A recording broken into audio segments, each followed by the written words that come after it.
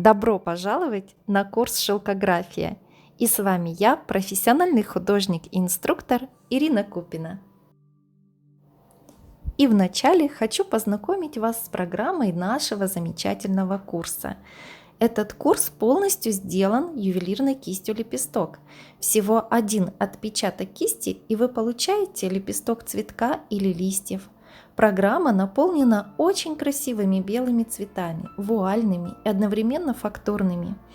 На наших видеоуроках вы научитесь выполнять разные формы цветов: розы, кувшинки и лилии, пионы, хризантемы, шиповники, а также вы станете настоящим экспертом в рисовании бабочек, стрекоз и листьев. Начнем с кистей. Нужна будет синтетика разной длины. Посмотрите, здесь я показываю, короткую кисть, среднюю и длинную. Для очень тонких линий идеально подходит кисть Март. Самая-самая тонкая кисть, она очень упругая, тонкая. Видите, я показываю, это кисть семерочка. КР-03 нам нужна для того, чтобы ставить раббер-топ, там какие-то детали, наносить камушки. Но в основном именно рабочая кисть у нас будет Март. Также хочу показать кисть, которая у нас называется ювелирная кисть лепесток. Это наша самая любимая кисть на данный момент, особенно в этом курсе. Перед работой мы ее разбиваем и убираем клеевую основу. Больше она не требует никаких подготовлений. Но я показываю, какая у меня еще есть. Если, допустим, вы никак не можете найти кисть лепесток, можно брать даже вот такую мазочковую кисть и пытаться работать ею.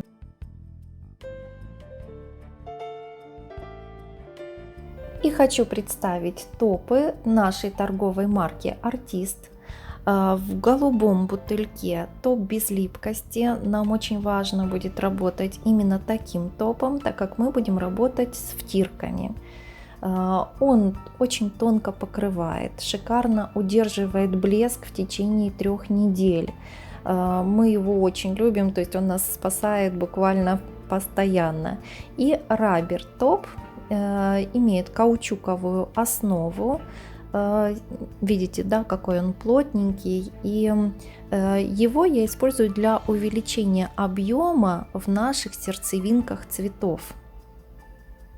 Матовое покрытие, очень такое хорошее, приятное на ощупь.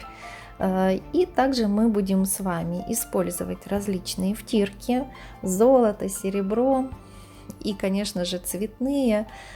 Чем мне нравятся эти втирки, что они имеют очень мелкий помол. Видите, да, какой вот мелкий-мелкий. Очень плотно втирается, не обсыпается. То есть, очень приятно работать втирками, да, которые не дают пыли. Вот я сейчас вам даже покажу, да, на нашем держателе, как отлично, вот знаете, вот тут частицы имеют такое вот как бы примагничивание друг к другу, и поэтому не рассыпаются блестки по всему столу, одежде, то есть работать очень удобно. Видите, да, чисто, ничего не сыпется, и, конечно, работать такими втирками одно удовольствие.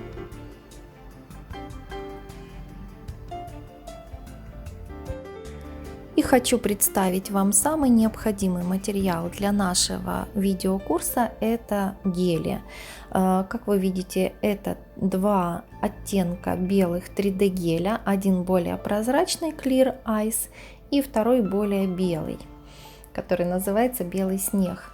Также хочу показать вам фактурный наш. Это просто лидер наших гелей, потому что он дает фактуру, он дает ультра белый цвет, и им можно работать уже сверху по топу, да, для того, чтобы делать такие достаточно яркие акценты. И перед работой мы выкладываем гели на палитру. Здесь я все по очереди буду выкладывать. Вот здесь Clear Ice, да, он полупрозрачный. И когда мы будем делать всевозможные мазки, вы сразу увидите, что он рисует именно вуалью, такой прозрачной, полупрозрачной вуалью. И следующий гель выкладываем. Это белый снег, тоже 3D гель. Когда вы будете им работать, он будет более белым рисовать. Ну и вы видите, он даже немножечко как бы жиже будет выглядеть на палитре, да, более белым и более жидким. Но рисовать он все равно будет достаточно плотно.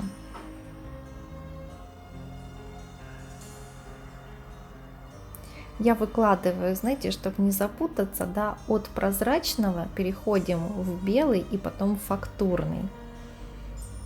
Фактурный просто, смотрите, удерживается у меня на шпательке, он не капает.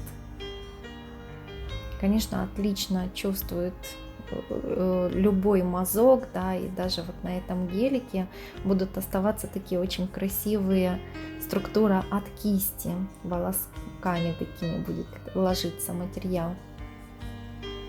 Я вот даже, вот смотрите, для того, чтобы вам было более наглядно, да, специально взяла черную баночку, да, чтобы вам показать, как работают гели. Видите, насколько прозрачно работает Clear Ice, наш 3D гель.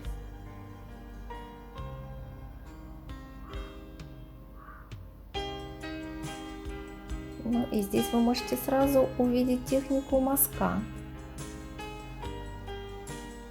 Я немножечко, совсем немножечко порисую для того, чтобы вы увидели разницу.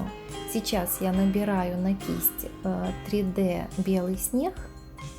Вы увидите сразу, что он будет вести себя белее. Обратите внимание, да, что вот каждая волосиночка вот как бы отпечатывается в этих гелях. Получается очень красивая структура. Я тут заодно листики показываю. Видите, отличается 3D белый от 3D прозрачного.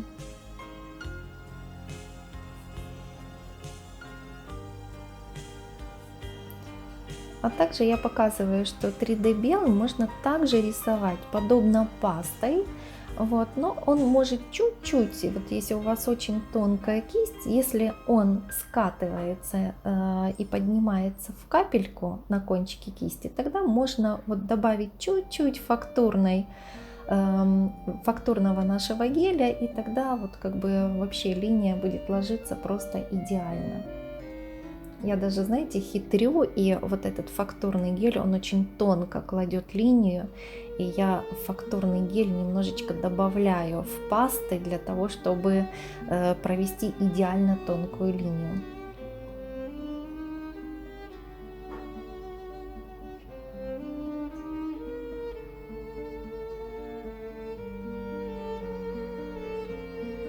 Вот такая вот как бы вам демонстрация материала. Сейчас я показываю, как паста делает яркие белые акценты.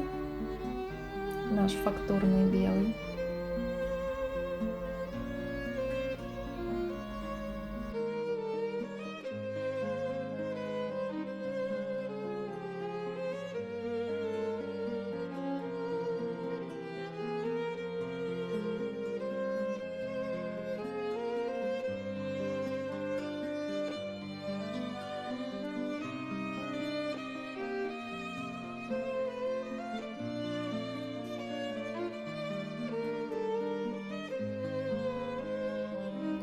И первое, с чего я рекомендую вам начать, это с тренировочных упражнений для руки. Набирая на кисть 3D гель, кисть сначала ставим плашмя и потом поворачиваем на ребро. Стараемся делать это все по одной оси. Видите? Мазки обязательно должны иметь тонкий кончик внизу. Видите, как усик такой, как семечко.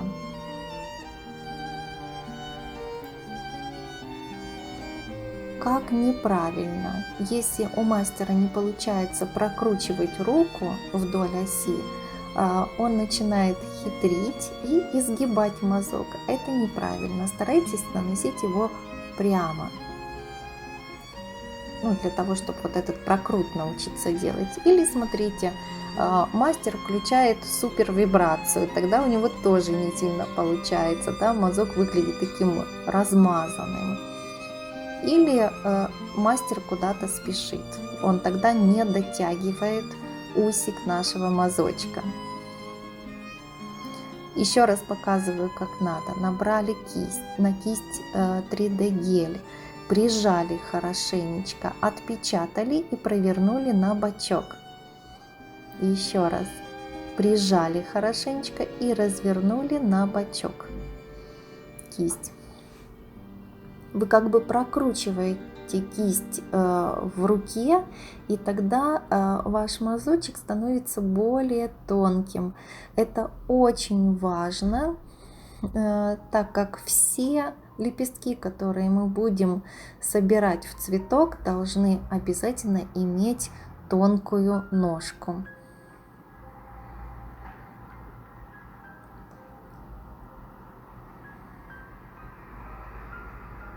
Я вместе с вами, видите, тренируюсь, и теперь можно попробовать, когда у вас начинает получаться мазочки такие вот одинарные, да, можно сделать двойные мазки, соединенные.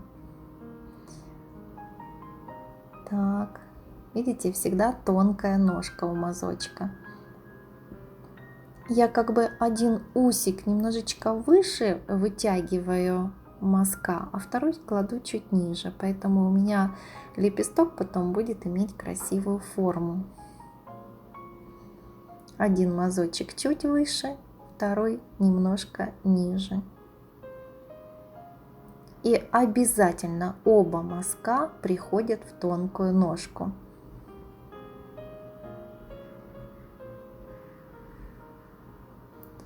Если вам результат нравится, можно переходить к рисованию самого уже цветочка. Здесь вы тренируетесь, когда вы собираете цветок, пятилистник, вы тренируете выполнять мазки в разные стороны.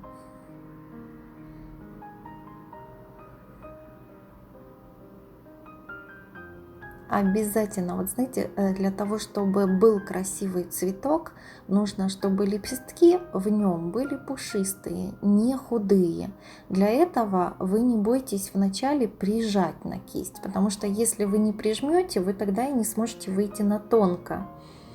Поэтому я вот как бы выталкиваю мазочек наверх, да, чуть-чуть, вот стараюсь сделать такой лепесток пузатым. Не бойтесь прижимать хорошенечко кисть. Здесь немножечко, может быть, картон отсвечивает, да, не совсем черный, но уже в дизайнах это я просто вот вам, как знаете, показываю, какие можно элементы рисовать перед работой. Вы можете перед, знаете, вот даже утречком, если вы начинаете вот как бы клиентов обслуживать, да, просто взяли парочку мазочков, просто как тренировка, сделали немножечко для руки, и можно работать дальше.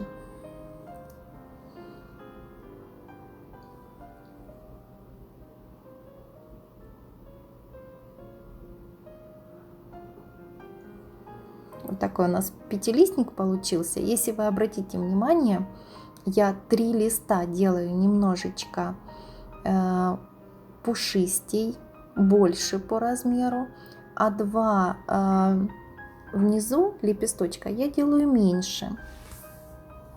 Таким образом у меня цветок получается немножко в ракурсе. Листья можно рисовать ребром кисти.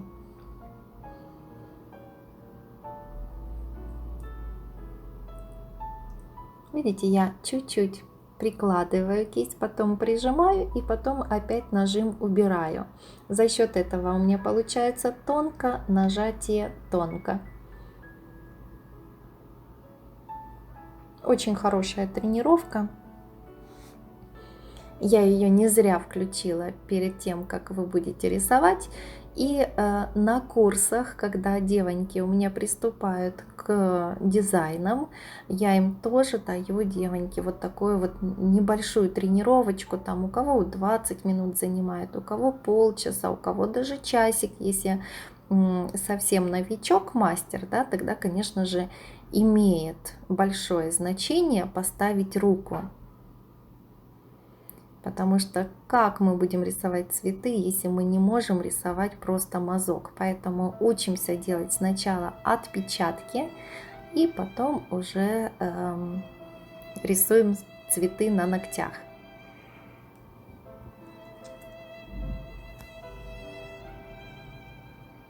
Тонкие линии, конечно же, украшают. Но это я так как бы для того, чтобы вы немножко тоже попробовали линии рисовать.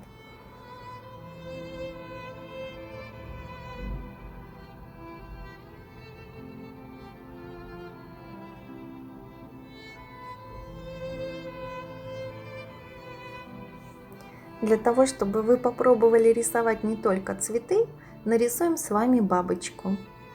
Я рисую головушку, туловище и, конечно же, хвостик.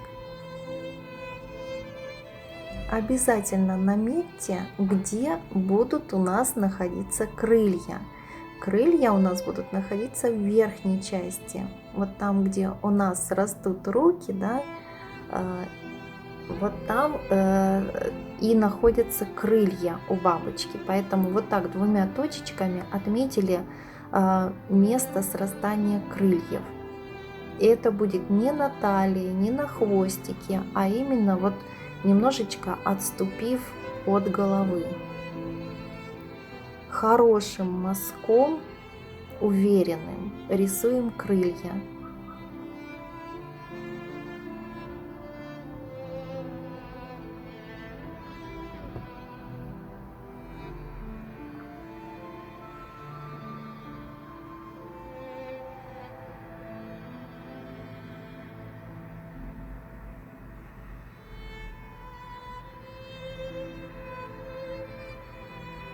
Мне кажется, после того, как вы немножечко испортите парочку листиков картона, вы уже не будете так переживать, когда вы будете рисовать это в дизайне.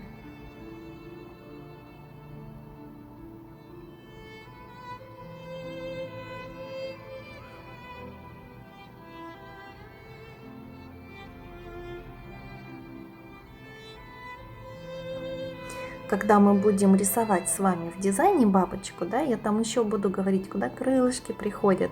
Но обратите внимание, крылья имеют вот как бы направленность в центр. Все крылья идут в одну точечку.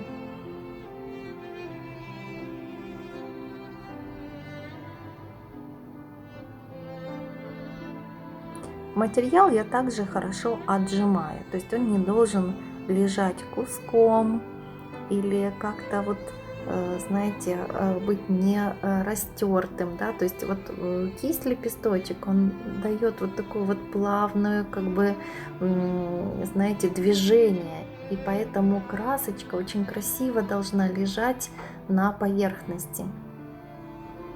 И стрекозку пририсовываем. Здесь на картоне, да, я показываю основные элементы, которые мы с вами будем рисовать. Их не будет здесь слишком много, вот, но тем не менее вот как-то чуть-чуть оттренировать руку всегда очень полезно. Тоже, видите, я наметила, где будут у нас срастаться крылышки.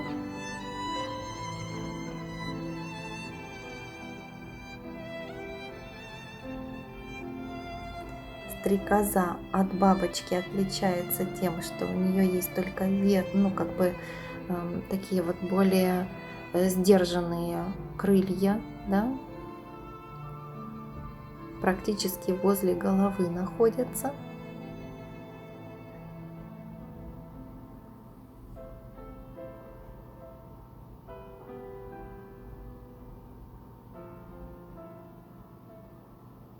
Буквально 2 движения и крылья готовы. Не нужно рисовать контуры, да?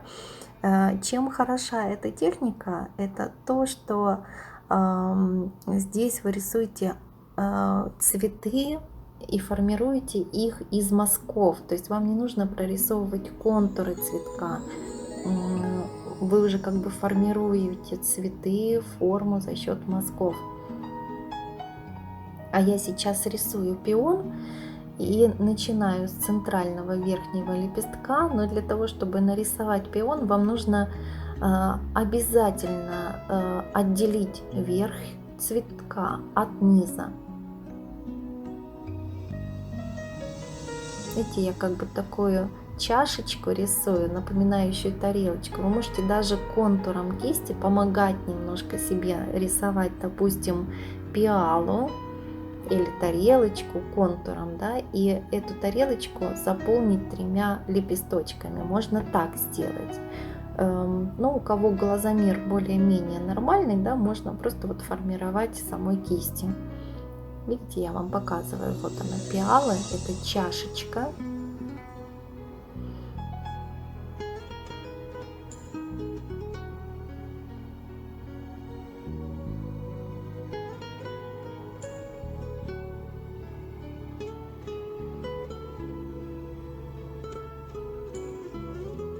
Нижние лепестки обязательно рисуем.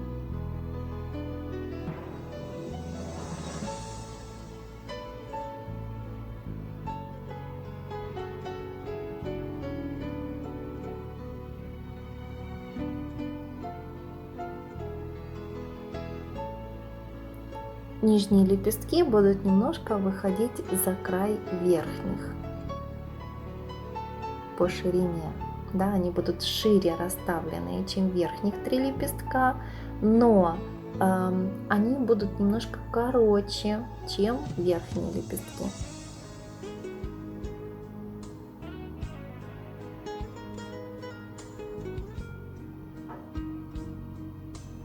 Конечно, на картоне я не могу сделать вот этой вот разницы большой, поэтому я чуть-чуть здесь беру белый цвет, как бы стараюсь выделить переднюю чашечку. Но в принципе вам даже полезным будет здесь просто вот так сформировать нижний ярус цветка.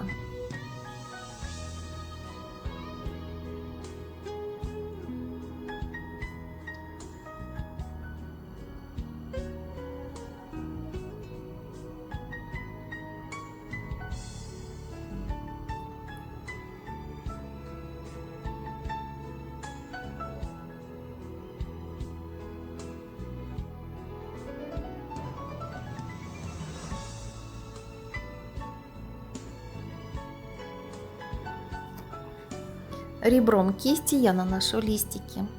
Листики старайтесь делать вот так вот в веточку, собирать их. Да? 2 листа идет в разные стороны, в диагональ. И по центру вот так вот делаем основной центральный мазочек.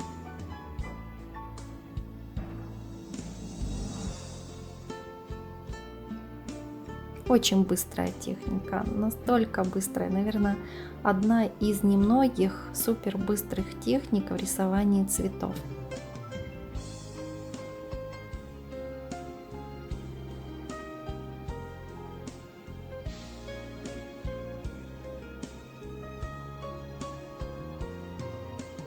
Из 3 мазочков я нанесла бутон.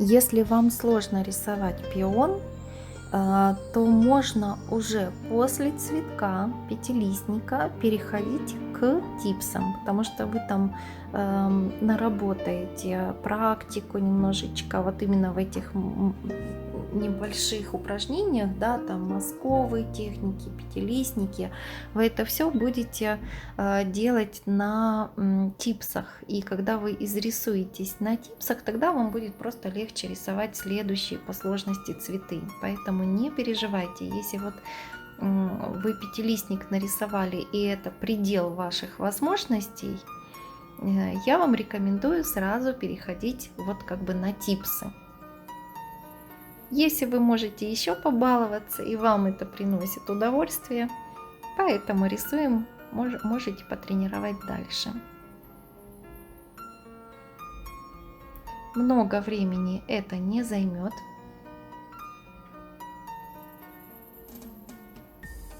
Но руке даст какой-то такой, знаете, именно свободу движения.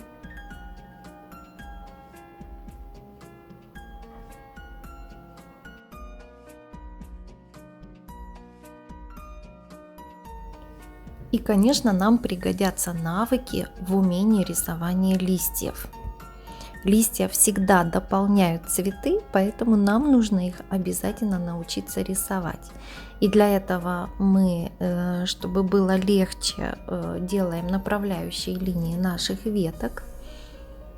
И здесь, смотрите, идет от толстого к тонкому. То есть мы делаем сначала нажатие и выходим на тонкий усик.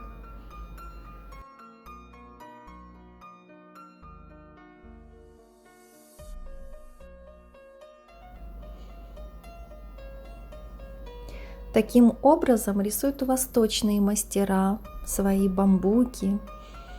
И они точно так же листья бамбуков рисуют сверху вниз, таким мазком.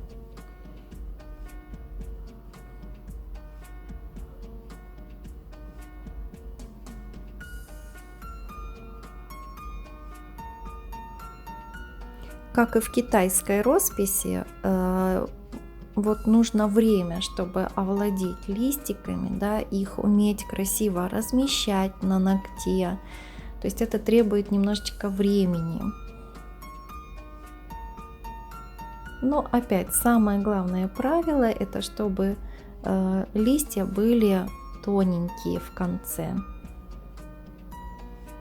Поэтому насколько хватает кисти лепесток, мы это делаем, а потом кончик кисти можно немножечко дотянуть тонкой кистью.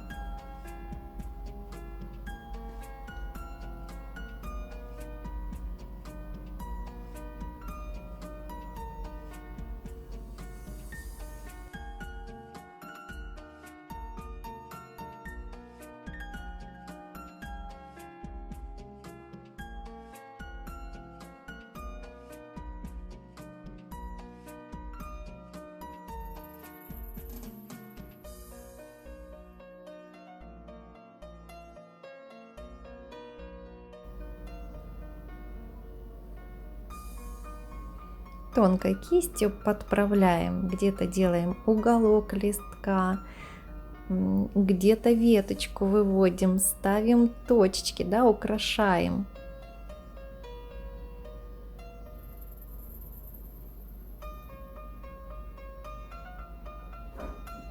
Ну и так выглядит практически завершенный вариант наших веток.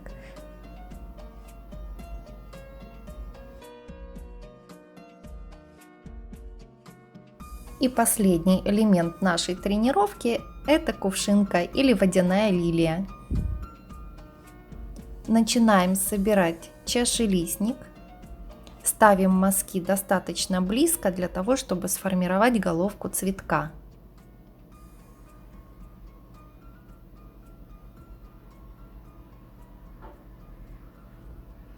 Как будто бы на шарик наносим мазки, формируем круглую чашечку.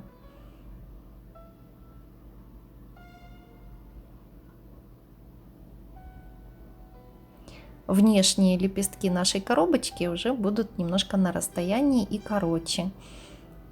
Нижние лепестки рисуем более открытыми.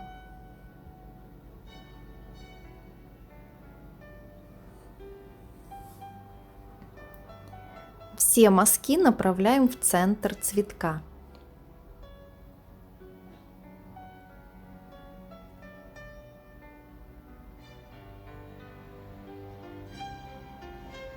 Верхние лепесточки нашей кувшинки будут состоять из одного мазка, а нижние из двух.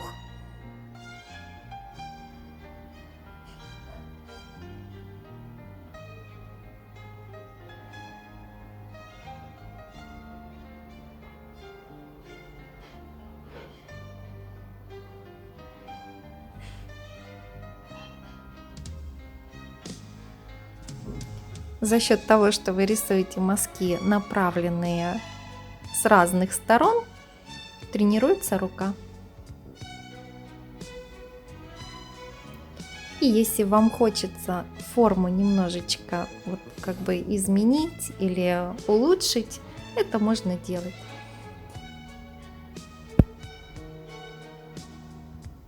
Я показываю точечку, куда сходятся все мазки.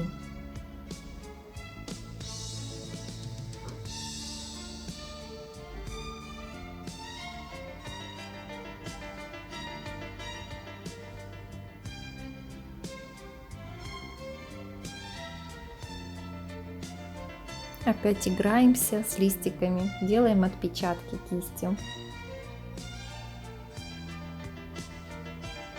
Обратите внимание, что такие цветы у нас занимают всего лишь несколько минут. Можем представить, сколько времени у нас будет уходить на весь дизайн на ноготочках клиента.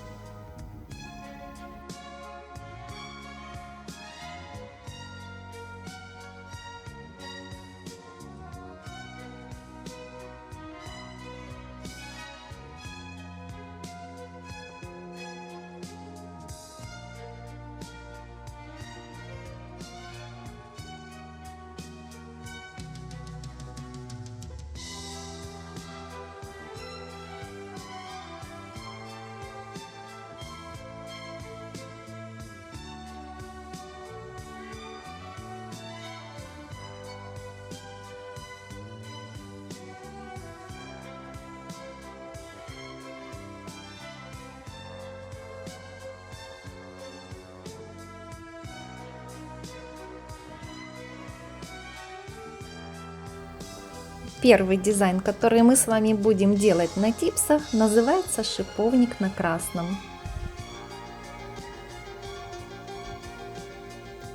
Смотрите, какая красивая работа. Это в принципе тот цветок, который я рисовала на баночке. Я один типс перекрываю матовым топом. Красный цвет используйте самый насыщенный, который у вас есть, но который не переходит в бордовый. То есть такой темный, насыщенный красный цвет.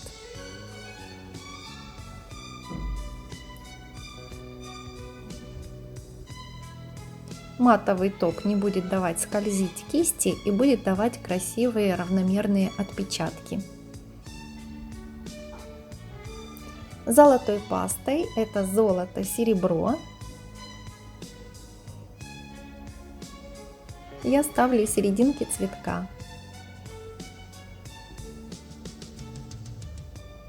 Нам нужно обязательно определить центр, куда будут смотреть все наши мазки. Поэтому это обязательная часть нашего дизайна. И здесь я беру 3D. Видите, как я растушевываю тонко на кисти, тонко, то есть у вас не должно быть много материала, кисть должна равномерно быть растушевана на типсе. И 3D прозрачный я немного смешала с фактурной пастой.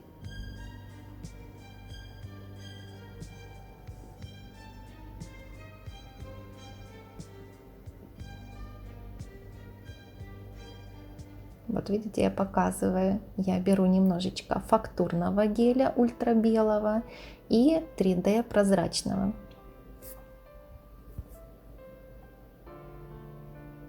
Старайтесь взять немного фактурного для того, чтобы у вас где-то была прозрачность. Обратите внимание, как тоненько я подвожу усики моих мазков к центру цветка.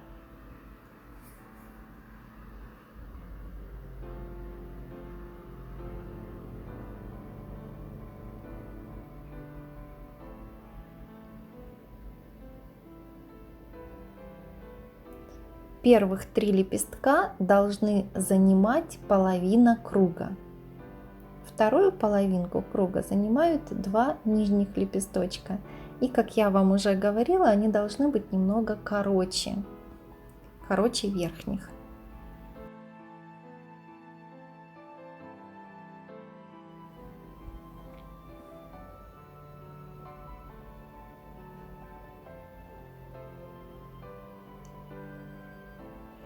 Старайтесь по краю мазки очень хорошо нажимать, чтобы они были пушистые и заполняли пространство между лепестками.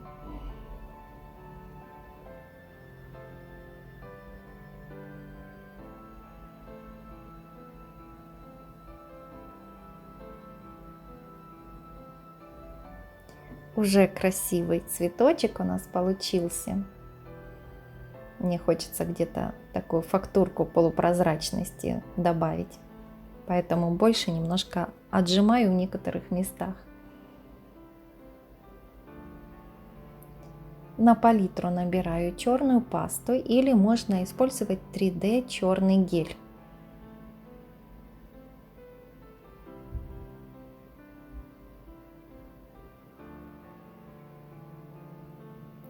Люблю эту пасту, это паста номер 3 золото.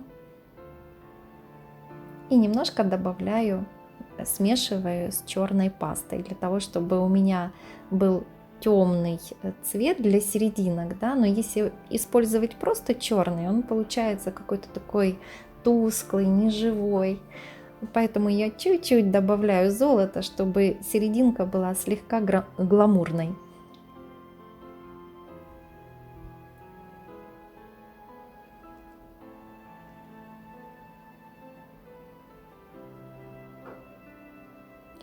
Формируем темную серединку цветка.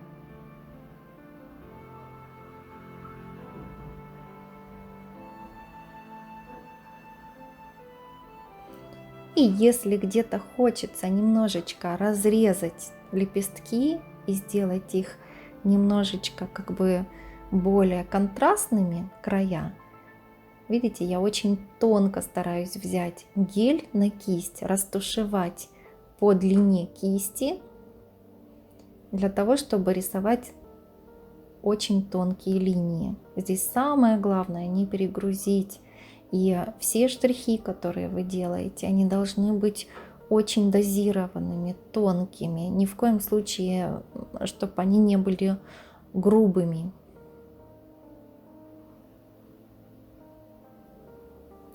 Отделяя лепесточки друг от друга, цветочек получается более такой контрастный.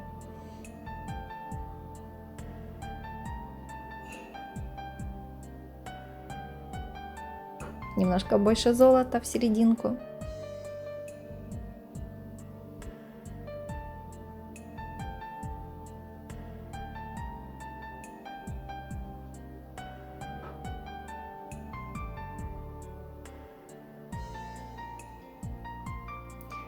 После просушивания серединки в УФ или LED лампе я перекрываю цветочек тонким слоем топа без липкости. Я как бы закрываю, фиксирую цветок, чтобы не нарушить этой такой первозданной красоты.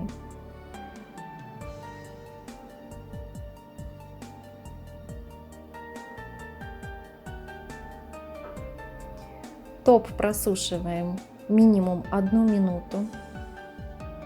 В данном случае у меня топ без липкости, поэтому я проверяю, хорошо ли высох топ, тем, что я его просто пробую. То есть есть на нем липкость или нет. Если липкости нет, значит топ хорошо высох. Мягким бафом 180 на 180 я шлифую места возле нашего цветка. И при том я стараюсь сильно по цветочку не тереть, да, а вот как бы там, где я планирую сейчас рисовать листья, именно там я немножко прошлифовываю поверхность. Объясню потом почему. Убираем всю пыль получившуюся, добавляя больше фактурной пасты, фактурного геля, формируем листья. Они не должны быть слишком крупными, слишком большими, иначе они забьют наш цветок.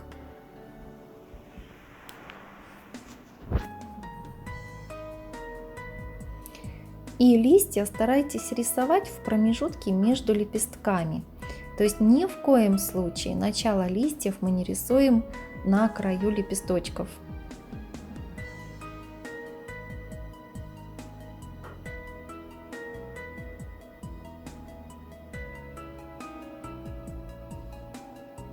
Как я уже говорила, да, я люблю из листьев формировать веточку. То есть рисую такие трилистнички. Два боковых идут в сторону и один рисуем по центру.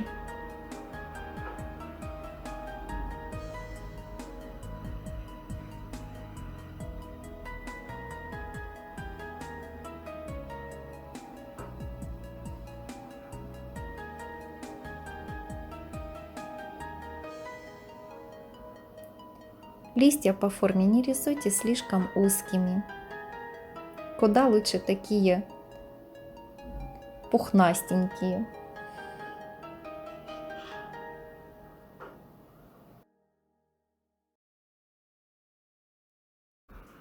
Следите за тем, чтобы гель хорошо просох в лампе, иначе он размажется. Я набираю небольшое количество втирочки и дозированно втираю в наши листья.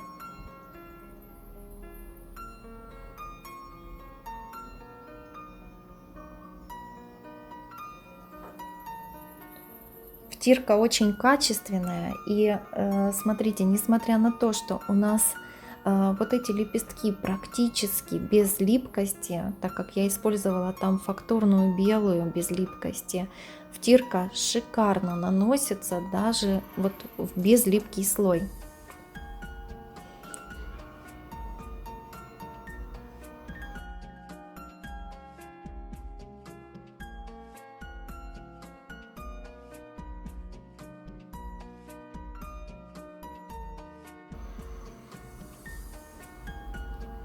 Верной кистью смахиваем какие-то оставшиеся частички нашей втирочки.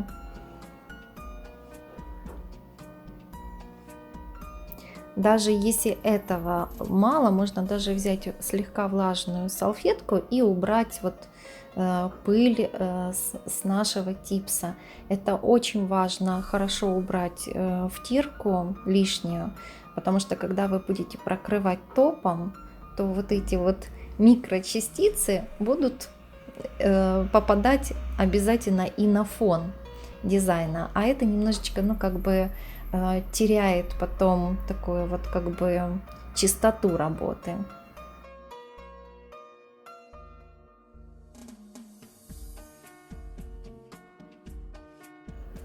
Следующий этап в работе. Набираем на чистую кисть только фактурный гель белый. Опять же растушевываю на палитре.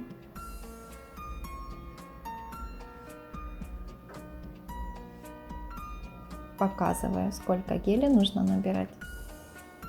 И мы сейчас будем делать яркие белые акценты в нашем цветке.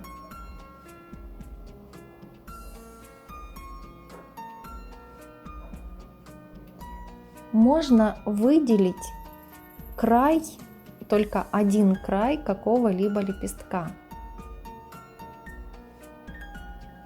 Казался нам до этого белый цветок, но, как видим, был не совсем белый. Есть еще куда его выделять. Мазочком можно вот так вот как бы немножко делать даже наложение одного лепесточка на другой.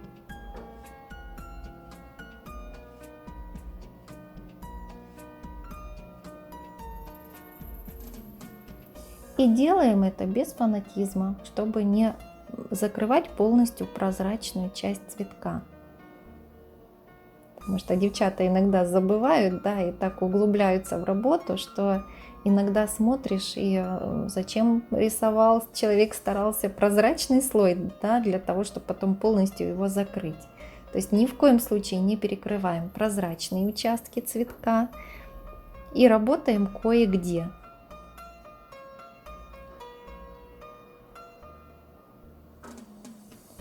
Используя тонкую кисть, для тонких линий. Здесь я беру фактурный гель. Можно немножечко смешивать его с белой пастой без липкости, для того, чтобы уже не перекрывать цветок. Вот можно оставить вот эти белые участки, да, там, допустим, вот эти линии, их можно не перекрывать топом, а оставить вот так. Только перед этим нужно хорошо их просушить. Контуры в листах можно делать по одной любой стороне, вытягивая какие-то кончики больше. То есть мы стараемся придать нашему листику, да, так как это шиповник, и листья имеют такие вот как бы немножечко зубчики. Поэтому вы можете немножечко такое, знаете, вот прерывистым движением немножко, да, делать по краю листьев зубчики.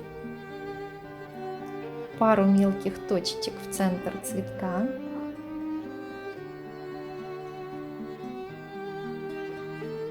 Ну и куда же без белых тонких линий, без наших усиков, которые придают нашему дизайну легкость и воздушность.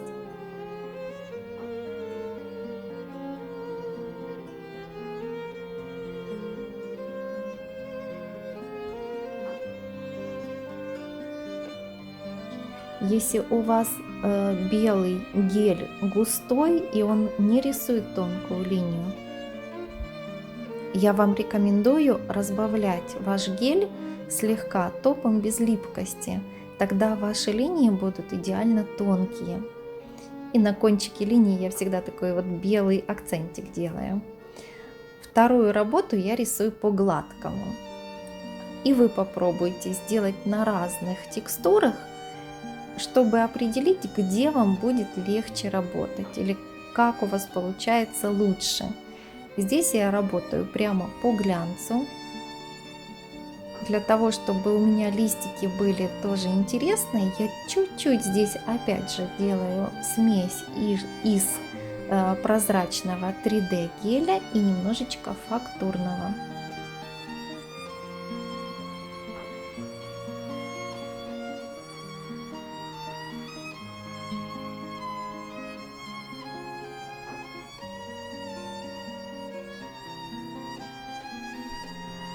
Повторяем первый этап работы. 3 листика у нас занимают полкруга. Нижние лепесточки я делаю слегка короче, и они могут идти в накладку на верхние лепестки. Между лепестками чуть-чуть оставляйте небольшое пространство.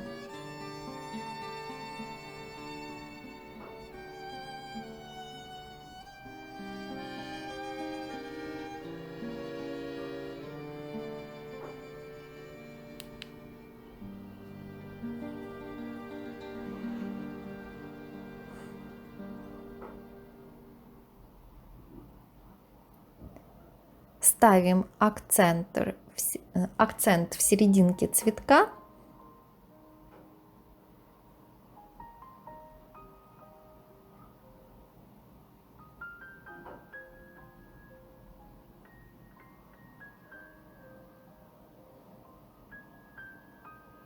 И рисуем кругленькую сердцевинку.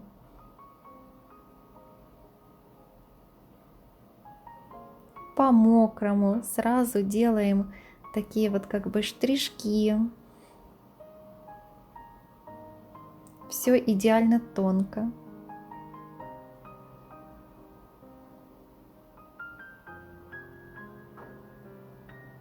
После высыхания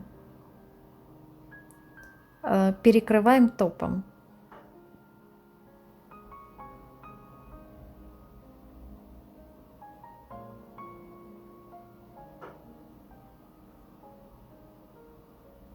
Топ я использую торговой марки Артист, как я уже говорила. Мне очень нравится его блеск, сияние.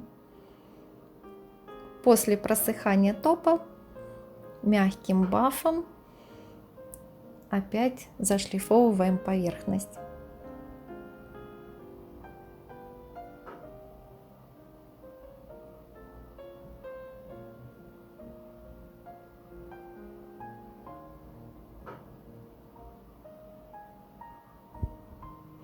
Такие дизайны, конечно же, отличаются скоростью.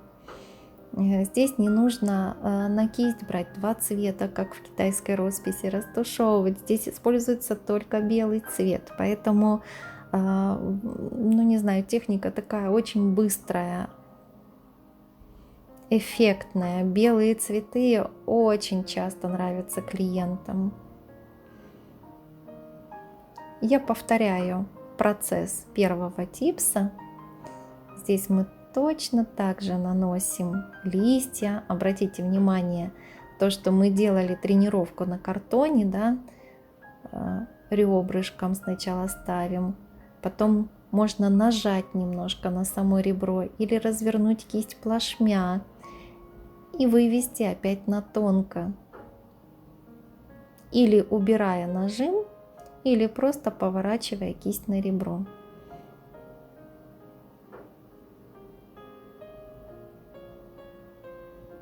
Иногда, если мало пространства, я просто разворачиваю кисть ребрышком и работаю ребром кисти, как бы бочком.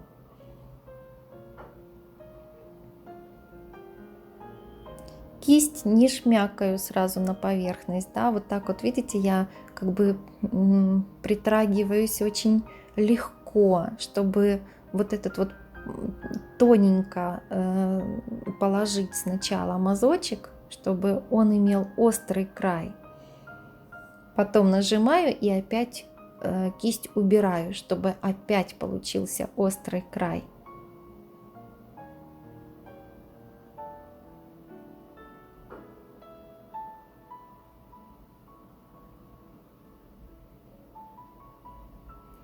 Я надеюсь, что вы испытываете те же эмоции, тоже счастье, да, девчата, что и я.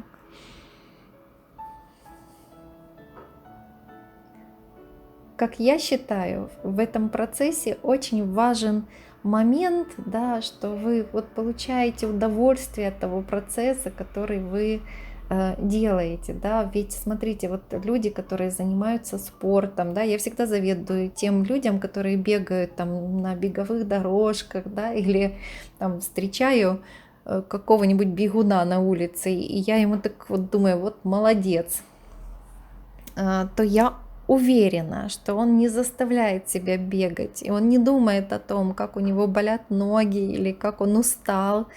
Очень часто я наблюдаю вот эти вот очень счастливые лица, довольные, да, которые просто кайфуют от того, что они делают. Вот, девоньки, поэтому я вам очень советую, вот знаете, даже если у вас что-то не получается, я всегда это говорю на курсе, даже если где-то что-то не сразу получается, мазки еще не те, потому что это все-таки тренировка не одного дня, возможно, но вы, да, вот получаете от процесса. Вот знаете, не думайте, что у вас там руки не такие или мама не так родила, вот, а вы получаете от процесса то, что вы делаете, просто удовольствие. И вы посмотрите, что ваши цветочки, ваши мазочки вам обязательно поддадутся, да, то есть вы их будете рисовать все лучше и лучше. Так, а у нас, смотрите, уже листики готовы, да, перекрываем топом. Старайтесь перекрывать, да, вот если на типсе, начинать от красного участка и двигаться по направлению к листам, а не наоборот. Ну, а на клиенте уже как получится, потому что, естественно, что вы от кончика не будете перекрывать.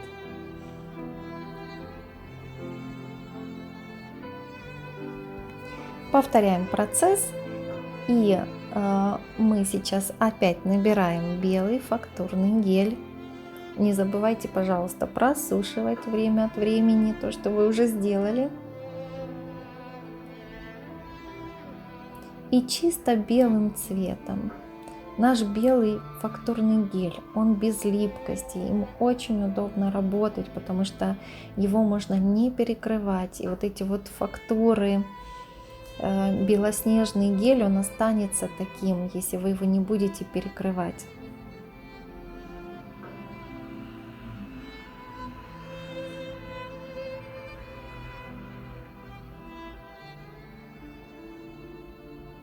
Так что наши белые цветы могут быть также и объемными за счет того, что вы здесь используете как прозрачный цвет, так и такой ультрабелый.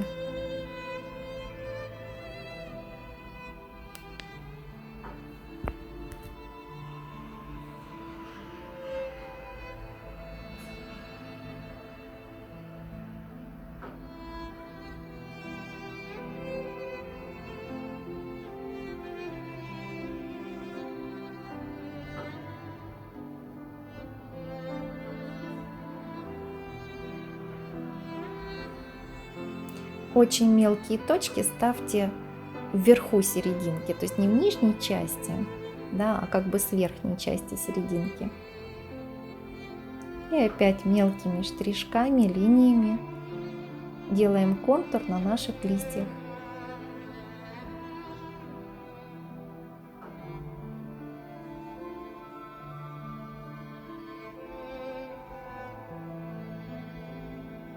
Следите за тем, чтобы линии были максимально тонкими.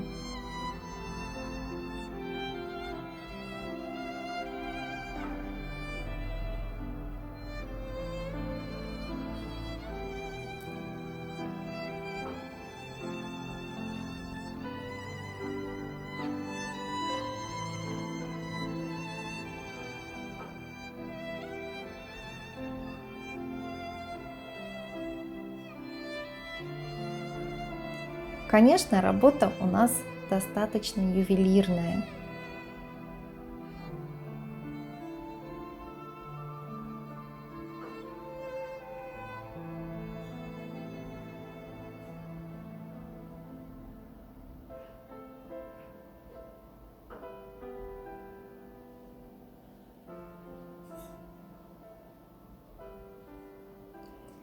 Обязательно на одну тему рисуйте по 2 работы. То есть вот я сейчас, смотрите, сделала шиповник в одну сторону, да, и в другую, то есть как бы в противоположную сторону развернула. Для чего? Тренируется рука обязательно. Вы не привыкаете к какой-то одной стороне, потому что у вас клиент имеет 2 руки, поэтому нужно уметь рисовать вот так вот, как бы развернутые цветы в разные стороны.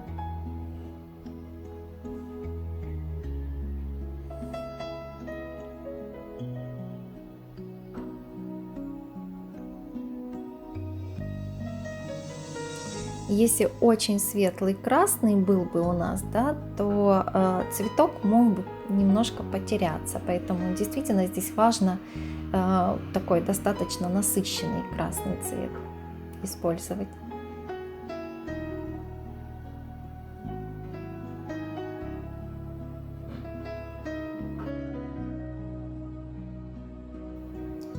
Посмотрите, какие у нас вышли красивые шиповники. Сочные, белые, яркие. Так и притягивают к себе взгляд зрителя.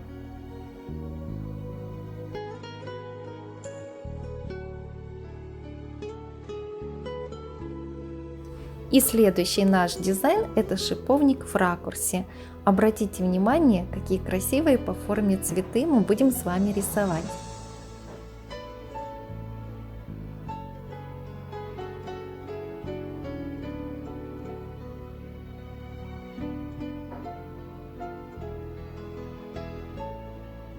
Черной пастой, смешанной с золотом, ставим сердцевинку цветка.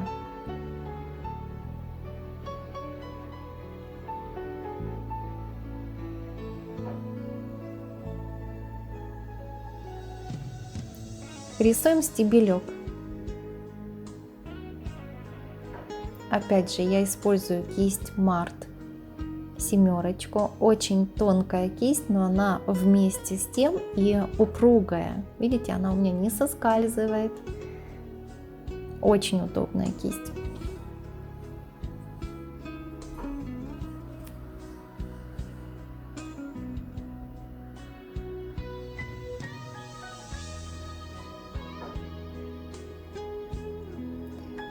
Для того, чтобы расположить сразу на двух ногтях, делаем серединку и на втором ноготочке.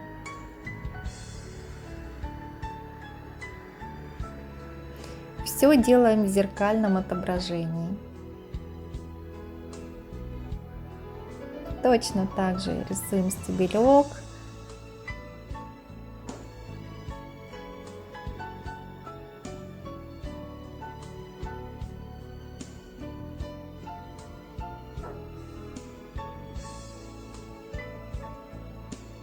Серединка снизу будет такая полукруглая. Ставим сразу следующую веточку. Здесь у нас потом будет бутончик. За счет того, что линия не черная, а слегка блестит, у нас такое гламурное получается изображение.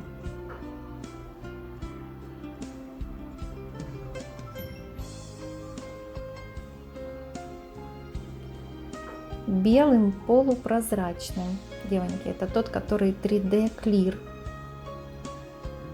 Прозрачный лед берем, рисуем задний ярус лепесточков. Это будут такие же похожие 3 лепесточка, которые мы с вами привыкли делать, но они будут складываться как бы в чашечку.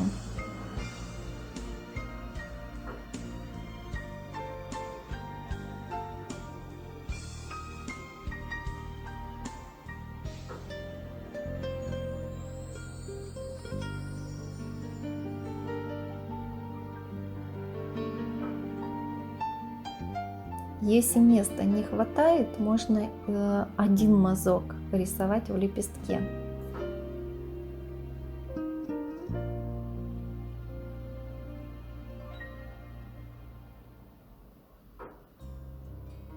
Но я тут, видите, все равно максималистка, все равно пытаюсь 2 поместить. 2 мазка в лепестке, значит 2.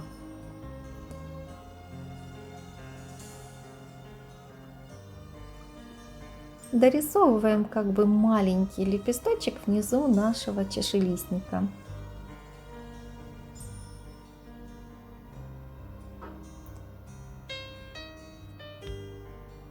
И повторяем этап работы на второй типсе.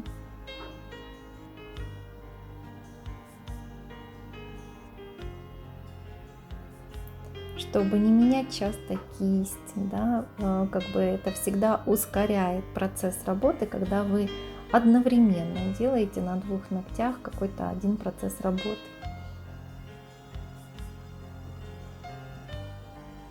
Смотрите, какая красивая текстура у лепесточков получается, такая полупрозрачная, где-то немножко белее.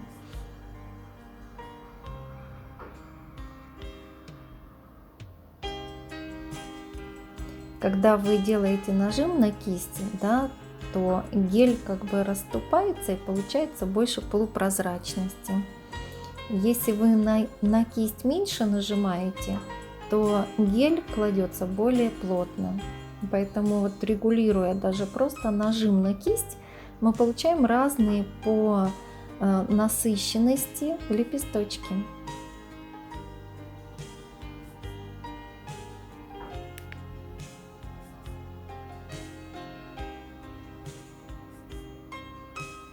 Я здесь показываю, что это может быть как продолжение дизайна.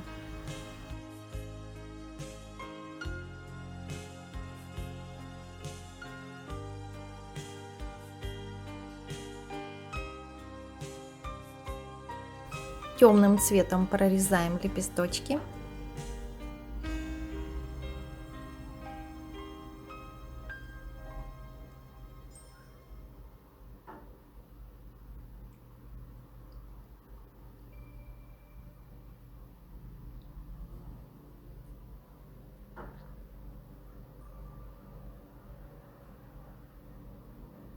Техника рисования сердцевинок — это какие-то мелкие точки, штрихи. А между лепестками линии.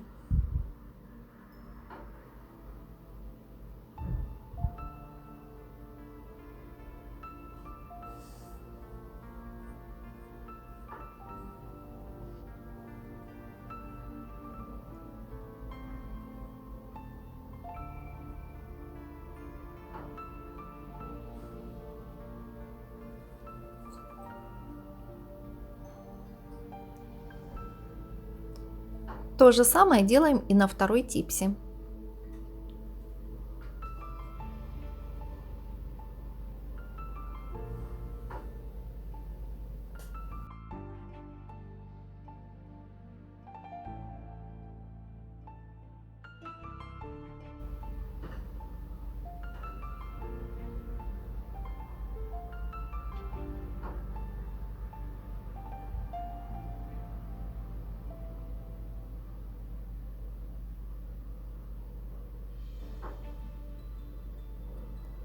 Всю прорисовку черным делаем очень деликатно.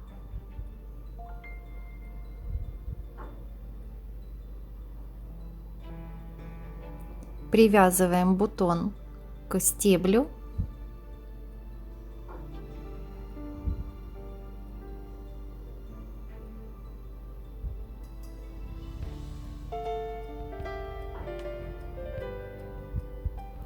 И после высыхания перекрываем топом без липкости.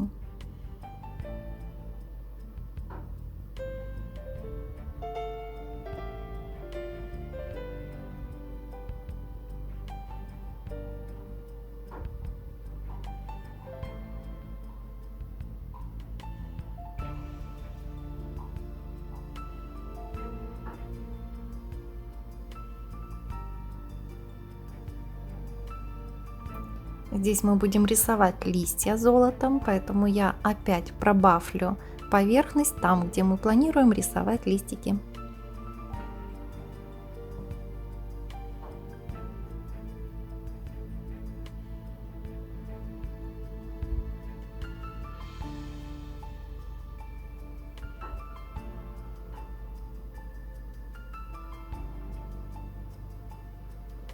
Убираем пыль влажной салфеточкой или веерной кистью.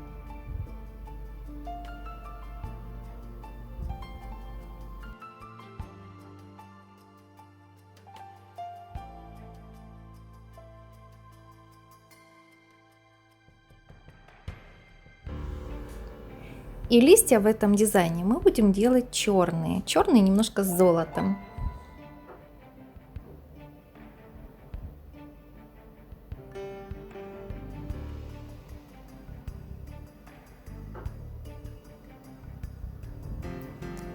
Поэтому и фон мы брали здесь более светло-красный.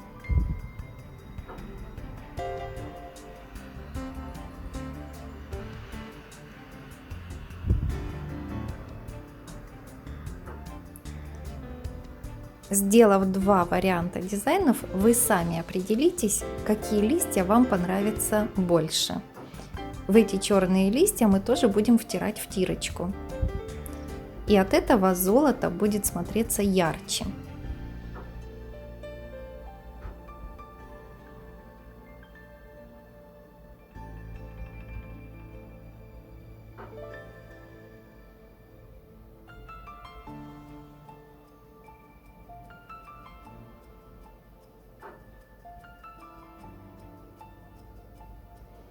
Старайтесь не соприкасать листики друг с другом, то есть они должны быть отдельно нарисованные друг от друга.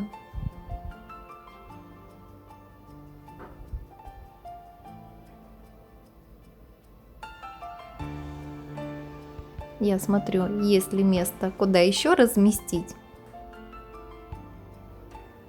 И решаю, что у нас будет еще одна веточка.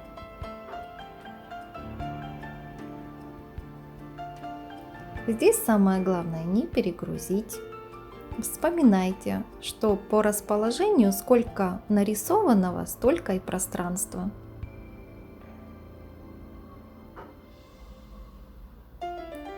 Я здесь ее такую ювелирную делаю, меньшего размера. И то же самое делаем на втором типсе. Для чего я бафлю поверхность? Возможно, что кто-то из вас задумывается. Дело в том, что у меня настолько втирки шикарные, да, то есть они втираются вообще в любую липкость, без липкость, то есть куда бы вы их ни нанесли, они везде прилипают. Поэтому даже топ без липкости, да, и хорошо просушенный не спасает от того, что втирка норовит втереться во все. Поэтому только баф спасает от того, чтобы втирка не легла и на фон потом.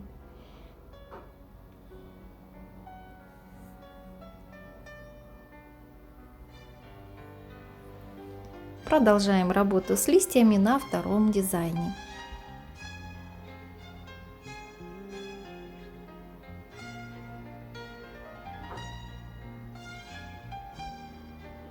Черный цвет — это как экзамен. Вот знаете, помарочки, которые вы делаете, да, на белом гель-краске, они не так видны за счет того, что белый как-то это скрадывает. А черный цвет, если где-то какая-то неточность, очень ярко это потом демонстрирует. Поэтому вторая работа уже идет чуть-чуть с усложнением. Ну, а золото я сюда добавляю просто, чтобы клиенту было приятно, когда вы будете рисовать. Потому что когда вы возьмете чисто черный, клиент начнет нервничать.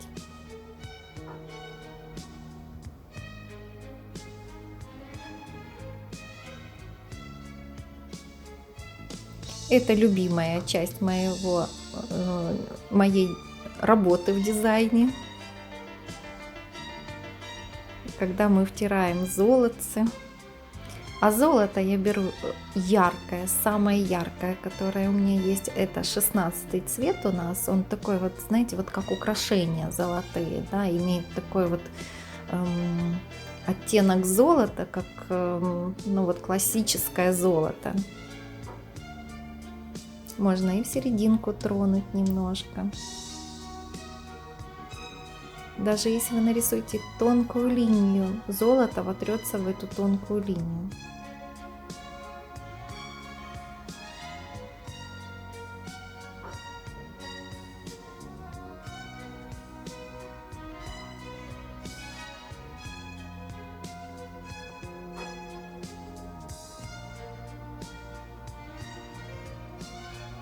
Видите, перекрывать я опять начинаю именно с места, где нет золотых элементов, сверху вниз.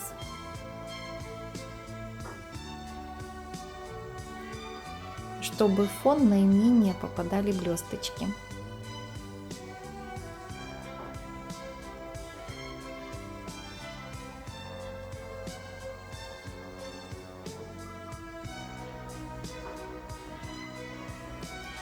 Отправляем просушку в лампе Уфе и то же самое делаем со вторым дизайном.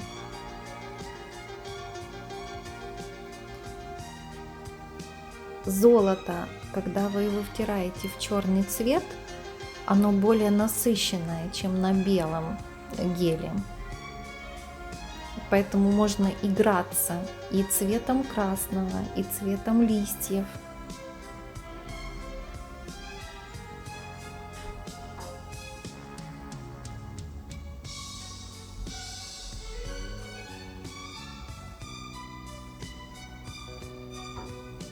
Ну и вообще здесь, конечно, классическое сочетание цвета: красный, белый и золото.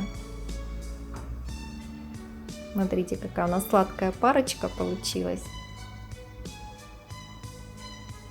Конечно, сейчас будем украшать белым, ставить яркие акценты, делать внешнюю чашечку нашего цветка.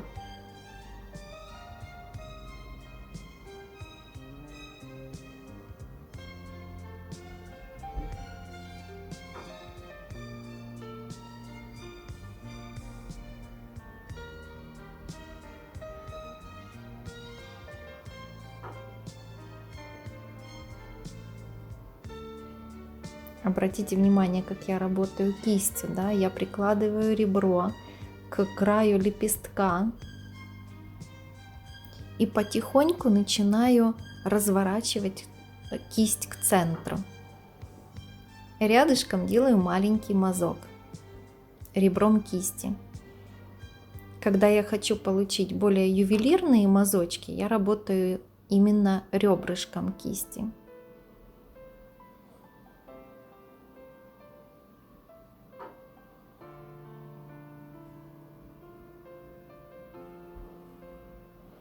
Красота! Эти белые мазки добавляют работе сразу такое пространство, да, сразу наш цветочек выделяется на первый план и задний план. Тонкой кистью, если мне нужно какие-то детали сделать в самом цветке, а кисть лепесточек имеет все-таки объем, конечно же, я беру тонкую кисть для того, чтобы добавить какие-то штрихи, линии, для того, чтобы дозакрыть нашу серединку.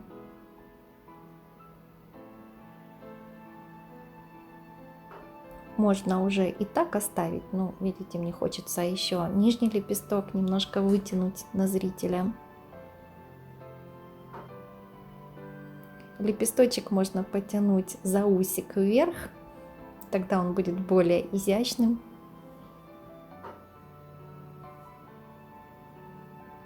Ну и, конечно, белая прорисовка листиков.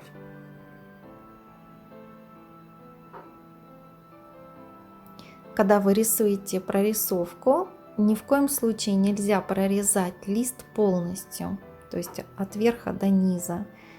Если вы рисуете центральный стебелечек, то он слегка заходит на лист.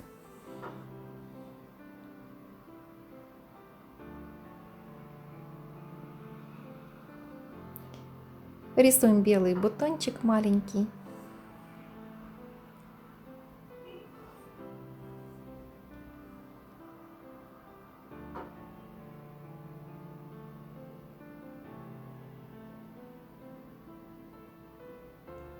И немножко оживляем нижние листья белым цветом. Эта техника называется еще, допустим, у жестовских мастеров, если вы знаете подносы на черном фоне, да, то вот эта вот техника прорисовки контуром называется оживка. И действительно, вот эти линии, они очень оживляют наш дизайн, делают его более каким-то законченным.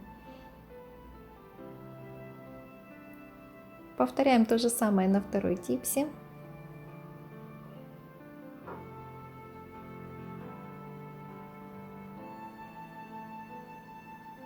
Здесь я слегка накладываю один лепесточек на другой.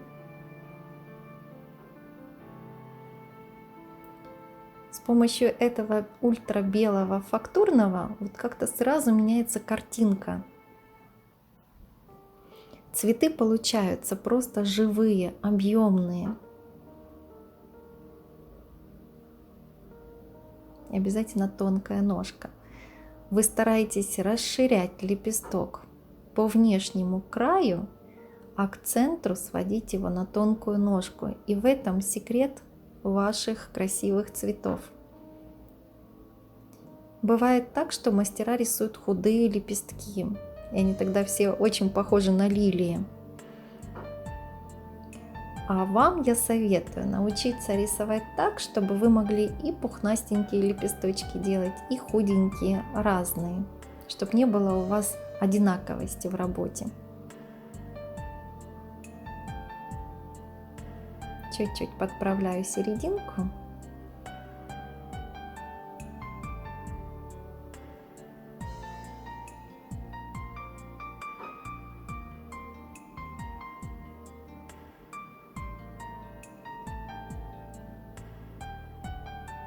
Когда вы рисуете тонкие контуры на листиках, таким пунктирчиком кое-где, да, старайтесь, чтобы на вашей кончике кисти не было капельки, да, чтобы вы растирали красочку по всей кисти.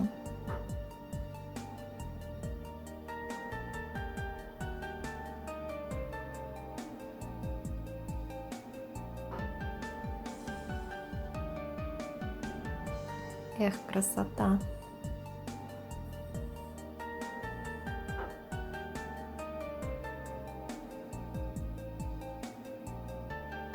Мне кажется, вот в этом месте клиент уже не будет сдерживать себя. То есть он вас просто засыпет комплиментами.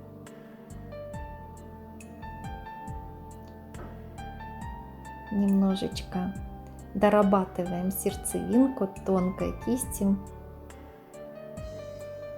Не забывайте, пожалуйста, перекрывать топом перед тем, как вы работаете ультрабелым.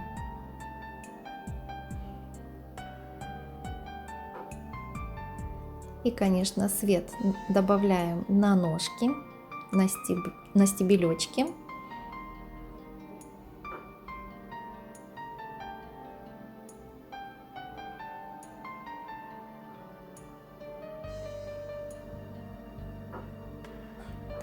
Такой цветок уже магический, да, вот хочется на него смотреть.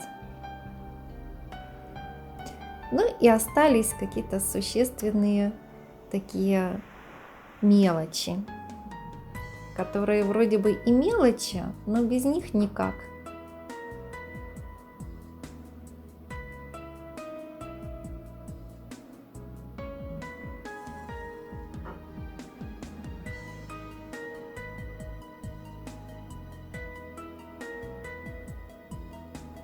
Вот такие тонкие линии дают нам ощущение пространства, воздуха.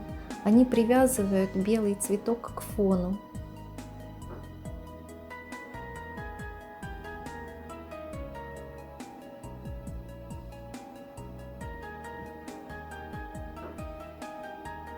Работа очень деликатная. Здесь нужно избегать толстых линий. Потренируйтесь, пожалуйста, чтобы у вас были эти линии максимально тонкими. Конечно, во многом это зависит от самой кисти. Девоньки, у нас вот эта кисть Мар, да, мы ее, наверное, ну вот действительно по всей территории Украины уже распространили. Кисть уникальна тем, что она рисует тонко, но она упругая. Как правило, вы покупаете тонкую кисть и начинаете ей работать и расстраиваетесь, потому что она соскальзывает, не рисует за вашей рукой, не повторяет движения, да, а работает как будто бы своей жизнью абсолютно живет кисть. Вот, то есть мягкие кисти, ими невозможно работать ну, качественно, поэтому я вам просто очень советую найти кисть, которая будет одновременно и тонкой, и упругой. Вы можете обращаться к нам, мы рассылаем материалы в любую точку мира. Вот. И если вы хотите, мы просто почтовым переводом пришлем вам материал. То есть это кисти, это гели, которыми мы сейчас работаем, потому что я понимаю, что найти такой гель вам будет непросто. Поэтому обращайтесь в наш, пожалуйста, интернет-магазин или вот на наши странички. У нас сейчас работают странички в Инстаграме, которые занимаются именно нашей продукцией. И вы можете связаться с нашими менеджерами.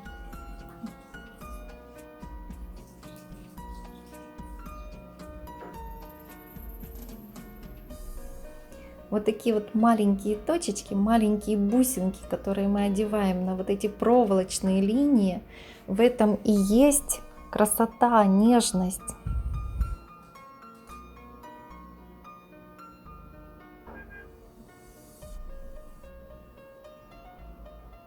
Это моя любимая часть работы, да, когда уже дизайн готов, и просто какие-то вот изюминки добавляются. Серединку осветляем, чтобы туда как бы тоже свет попал, чуть-чуть показал фактуру. Ну и вы видите финальный этап, то, что у нас получилось. И это очень красиво. Обратите внимание, как по-разному смотрятся листья, да, когда втирались в белый цвет и в черный.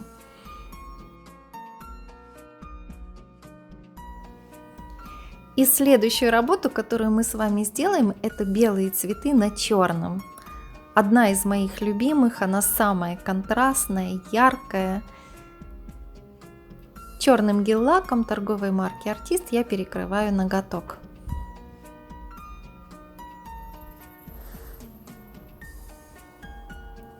Так как этот гель-лак очень пигментированный, первый слой нужно прокрывать достаточно прозрачно.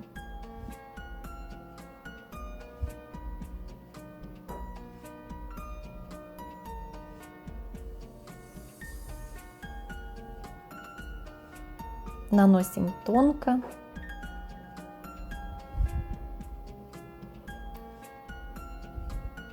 И будем просушивать не менее 1 или даже 2 минут.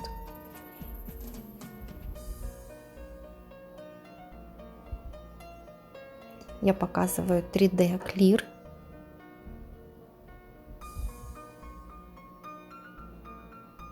Такой напоминающий сметанку по консистенции, и показываю, насколько тонко я это растираю на кисти.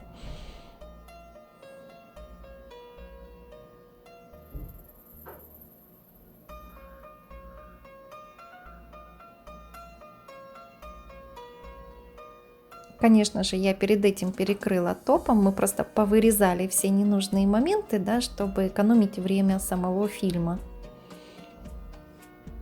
Обратите внимание, насколько прозрачные идут лепестки. Отжимаю хорошо, знаете, чтобы след от кисти, он был красивым. Центр цветка находится на краю ноготка.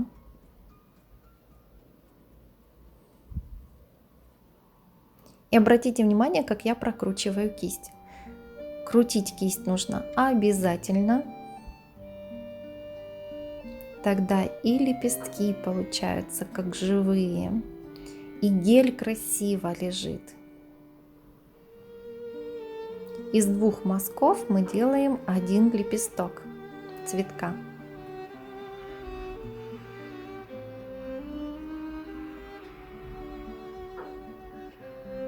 Даже если лепестки вышли за край типсы, видите, я как бы немножечко даю намек, что они там все-таки есть.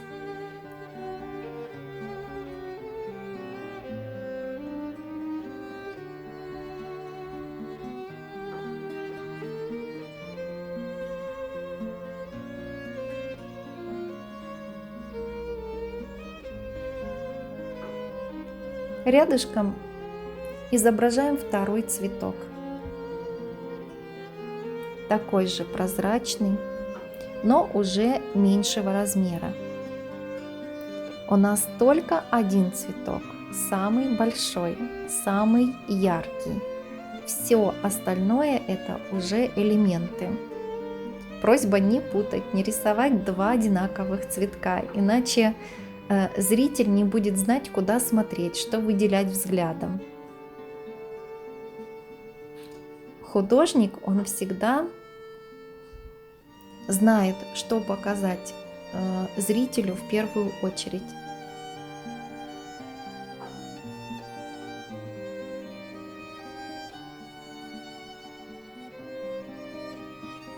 Девочки, привыкайте к названию, что вы уже художники.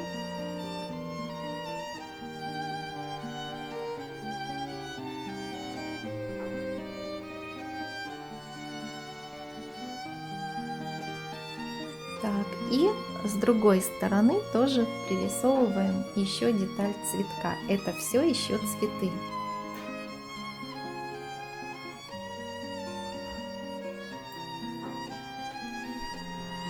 Все эти элементы я рисую прозрачным 3D.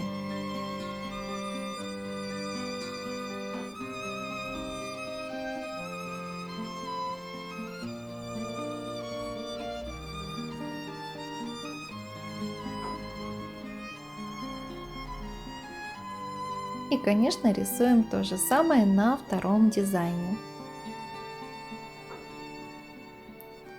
Чтобы приобрести свободу движения, чтобы вы могли мазки рисовать в разных положениях. Уметь рисовать их снизу вверх, сверху вниз. Это и есть свобода в разные стороны. Поэтому эти цветы, они очень полезны для вашей руки, для вашей становления, постановки руки.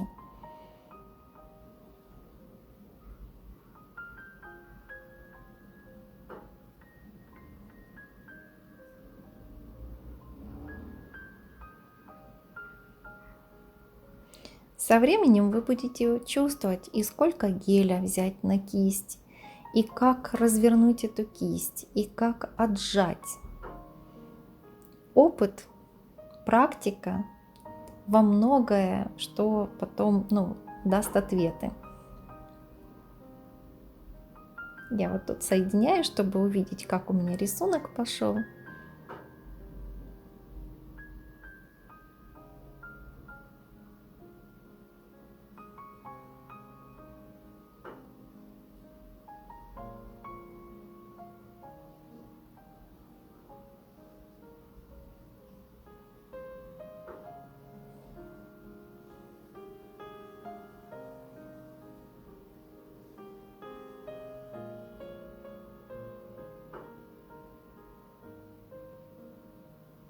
В основном у нас здесь пятилистники, трехлистнички, и потом будем листья рисовать.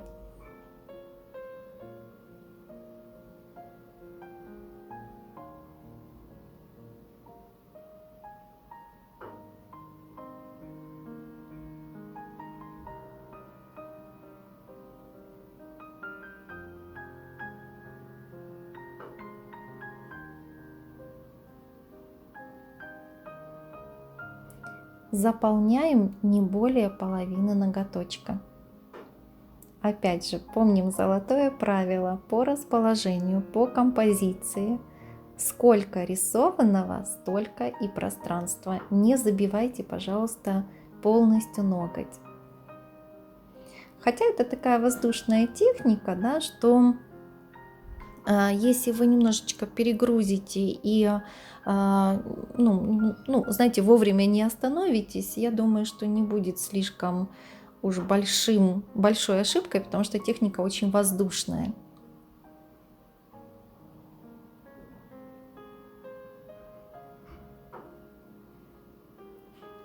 И в конце рисуем маленькие листики. Опять же, я использую ребро кисти, бочок. Не соединяйте, пожалуйста, листочки вместе. Между ними должна быть хотя бы капелька пространства. Листья не должны быть белыми, они точно такие же должны быть прозрачными. И они в конце нашей работы просто уходят в фон дизайна, так как цветы мы будем выделять, а листья будут все так же быть прозрачными.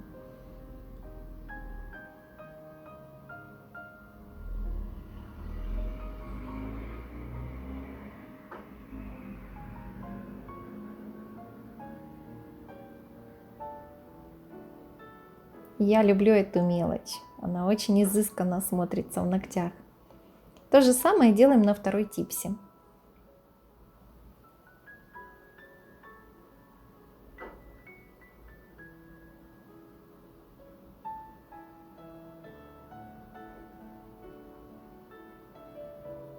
А прорисовка одного и того же дает вам уверенность, поэтому один ноготь, второй ноготь можете сделать. Хотите 5 ногтей в одной тематике. Старайтесь оттренировывать сразу на ручках клиента. Это очень хорошо дает вам возможность потренировать вашу руку. И самое главное, не зажиматься, не бояться предлагать клиенту эту услугу. То есть чего-то надо начинать. И мы перекрываем типсы топом без липкости. Защищаем наш слой. Это еще помогает тому, что если вы где-то что-то ошибетесь, можно будет вытереть и нарисовать этого заново.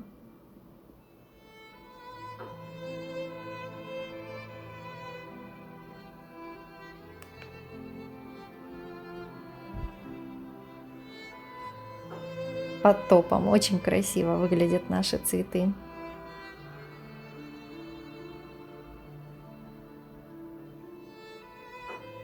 Я создаю фон для следующего нашего третьего ноготочка. Это у нас триптих на одну тему, 3 работы.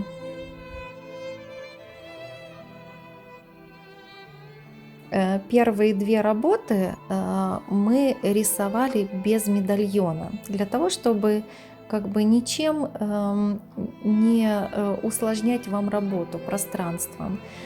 Эта работа, я вам ее предлагаю именно в 3-ю очередь делать. И мы здесь нарисуем с вами медальон, и вокруг медальона украсим цветами.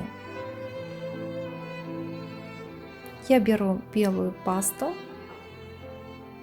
Это золото с серебром, у нее много названий.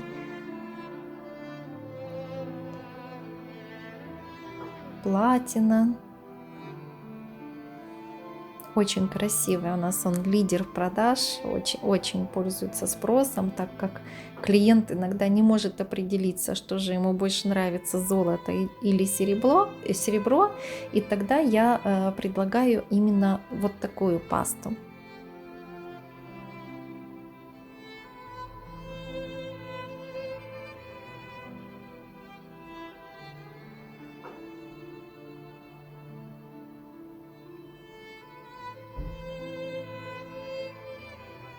Тоненько наносим медальончик.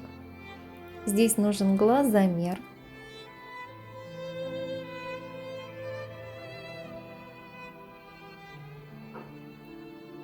Эта паста очень блестит. Даже когда ее чуть-чуть наносишь в зоне там серединки цветка, да, или где-то на фоне ставишь точечку, она мерцает как камушек. Как бриллиантик. Здесь, конечно, точные линии нужно рисовать. Почему? Потому что если топ до конца не просох, и вы нанесете медальончик, начнете вытирать, то золото просто размажется по поверхности.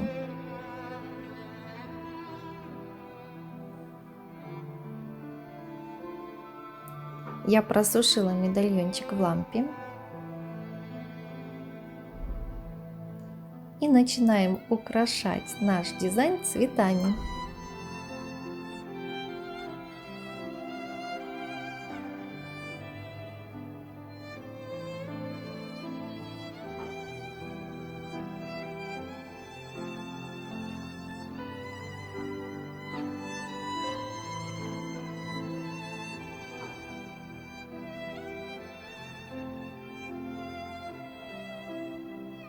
Прозрачным 3D гелем создаю первый ярус из цветов.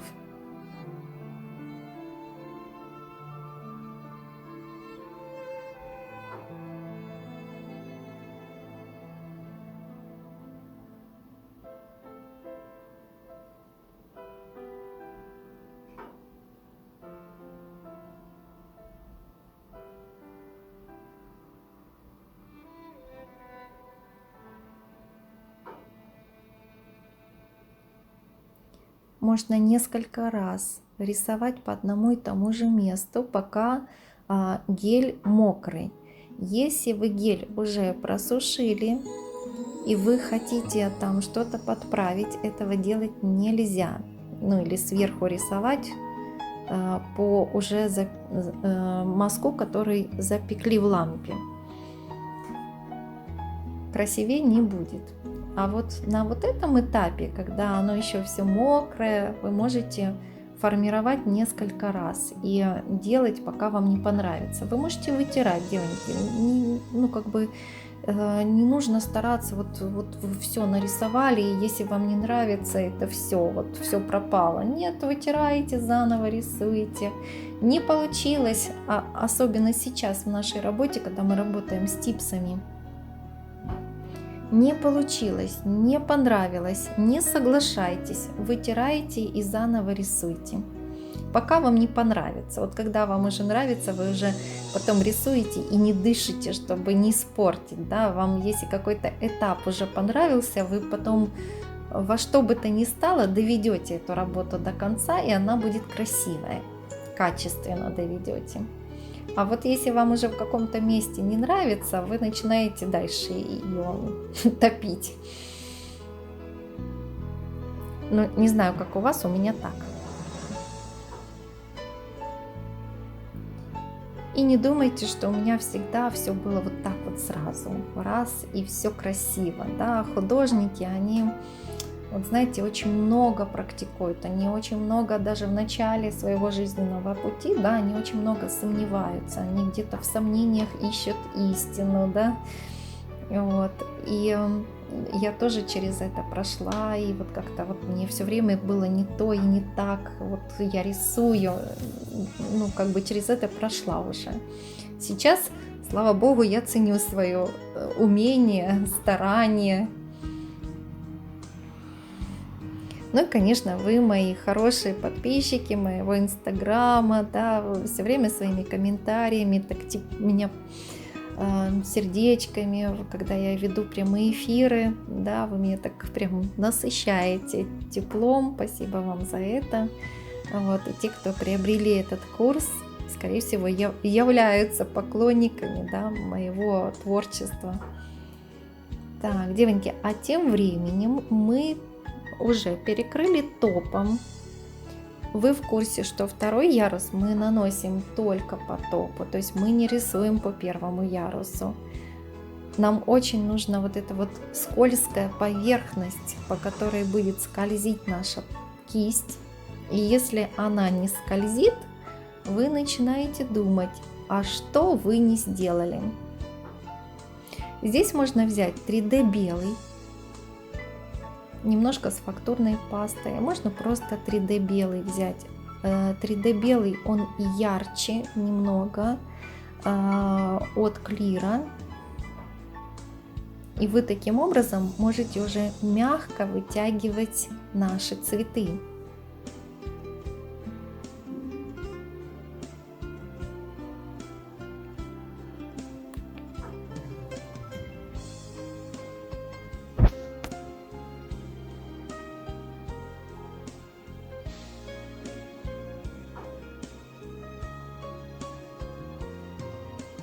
Сколько оттенков серого, белого, сколько воздуха в таком дизайне. Именно центральный цветок, помните, в начале, в самом этой работе я говорила, что мы выделять будем только один цветок сильно, а остальные мы будем очень деликатненько, чтобы они все-таки сидели как бы за этим первым белым цветком. Они как бы находятся больше в глубине. Отсюда и сходство с техникой жестовской росписи. Если вы знаете, да, жестовская роспись — это черные подносы, на них рисовались такие яркие букеты.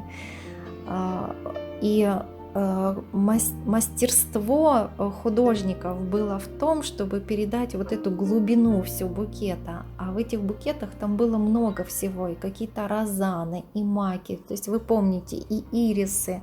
Там в одном букете соединялось то, что невозможно было соединить. Например, жасмин ветки, да, которые весной цветут, и георгины, которые, допустим, цветут в конце лета. Да, и вот эти жестовские подносы, они были очень, содержали в себе, ну просто все цветы лета, наверное. И художник, он выделял какие-то цветы, да, то есть он, ему хотелось показать какие-то цветы вот как бы на первом плане, а все остальное больше утопало в глубине фона. Именно эта идея у нас в нашем вот этом дизайне, да, какой-то цветок у нас находится на переднем плане, вот прям близко к вам, а какие-то утопают в глубине фона, а листья, допустим, еще больше утопают. И вот эта вот передача, да, пространства, да, на плоскости ногтя, это и есть вот эта фишка. И тонкой кистью, если вы там нашли на серединку сильно лепесточками, мазочками, вы подправляете черным цветом сердцевинку. Ну и, конечно, потом по высохшему будем рисовать белым. Отставляем дизайн и делаем вторую типсу.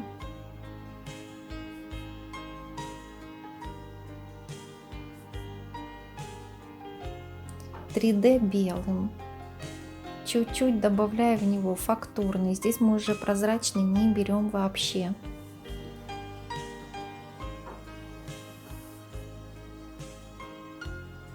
Рисуем акценты.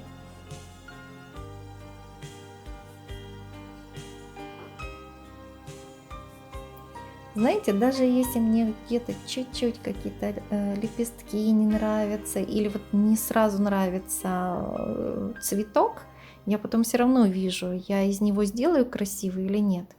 И вот тогда я его оставляю или не оставляю.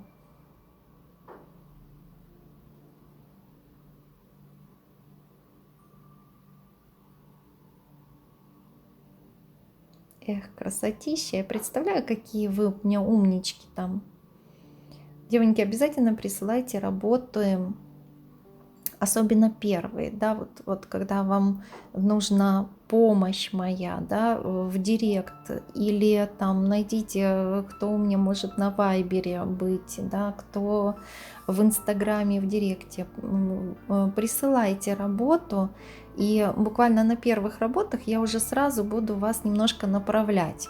Может быть, кого-то отправлю вообще мазки тренировать на бумаге, на картоне, да, потому что это самая главная вещь. И если вы совсем не можете рисовать на типсах, вам сложно или еще что-то, вам нужно вернуться к тренировочным упражнениям и просто посидеть и вот так вот абсолютно не напрягая мозги, расслабляя руку, мы просто тренируем мазочки.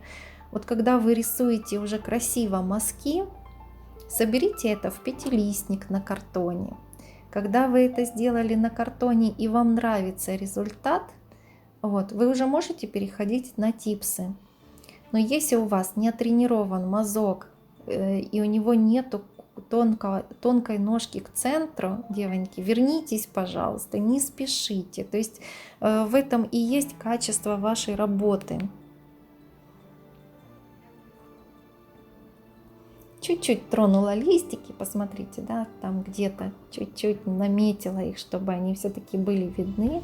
Но мне уже очень нравится вот этот этап работы. Посмотрите, какие цветы красивые, просто волшебные. И на это можно смотреть вечность, правда, девоньки? На огонь, на воду и на то, как кто-то работает.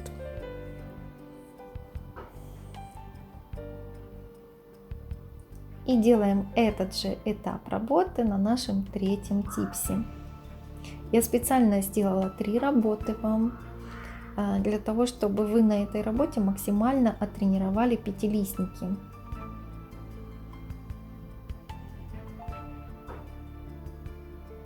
Вроде бы кажется обычный цветочек, да?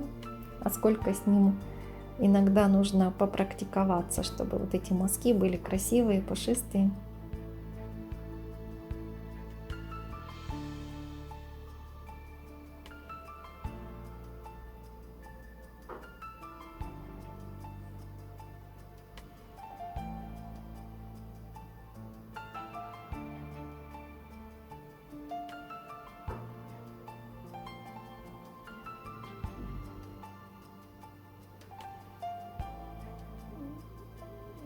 Мне очень важны ваши отзывы, девоньки, поэтому если вы вот прошли курс, да, допустим, онлайн, вот этот видеокурс, напишите мне, пожалуйста, какие у вас были трудности, А может, наоборот, у вас все было легко и свободно. Вот мне нужны ваши любые комментарии, любые отзывы для того, чтобы я как бы знала, ну, может что-то изменить в будущем. Хотя я так, знаете, очень все, ну так, очень аккуратно. Я настолько вот, когда делаю видеокурсы, да, вот у меня прямо, ну вот, чтобы все было хорошо, чтобы все доступно, объяснение, практика, чтобы все было идеально видно.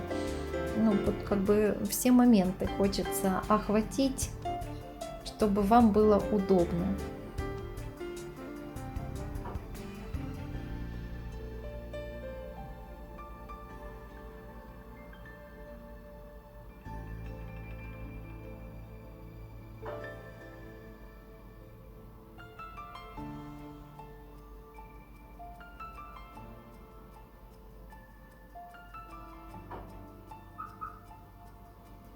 Ярких белых листьев должно быть не так много, девоньки. То есть вы опять же оставляйте и прозрачные лепесточки тоже.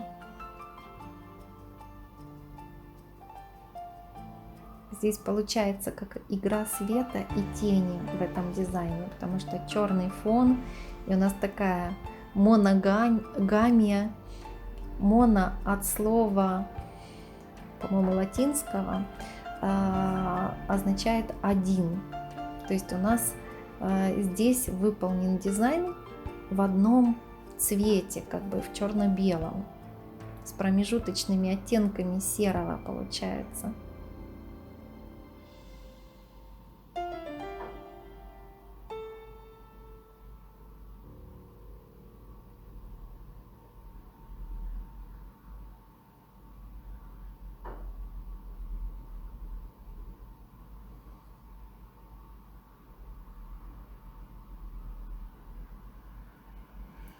На этом этапе можно, в принципе, оставить дизайн. Вот видите, я сейчас показываю этап, вот этот, он на самом деле промежуточный. И мы немножечко с вами доработаем. Здесь я перекрыла топом, и второй слой тоже.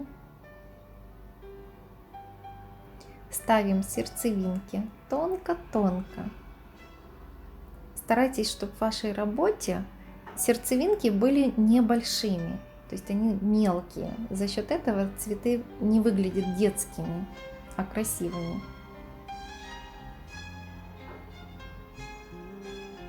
Здесь я прорисовываю тонкие бутончики, веточки. Немножко цветы напоминают майский цвет. Знаете, вот эти цветы яблони, вишни.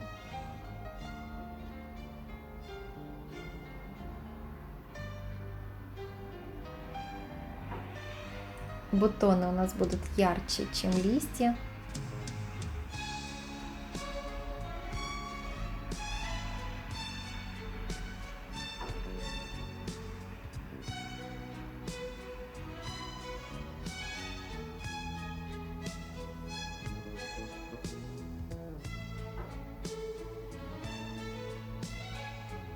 Какие-то мелкие-мелкие детали, тонкие-тонкие веточки, бутоны, прорисовка листиков.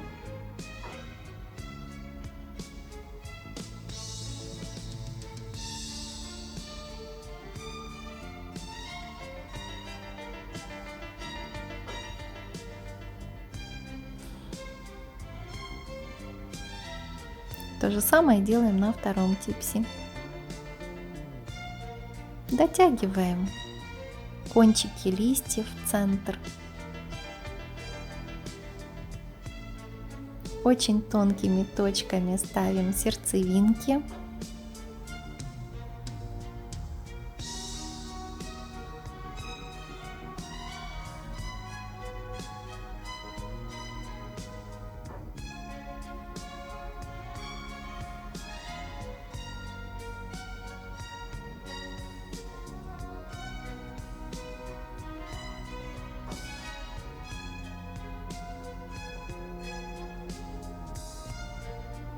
Очень деликатно прорисовываем листья.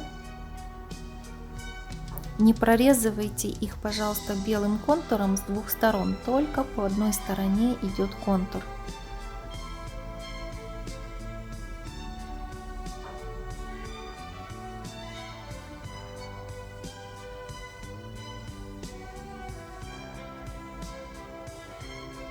А можно такие тычинки сделать из центра цветка выходящие.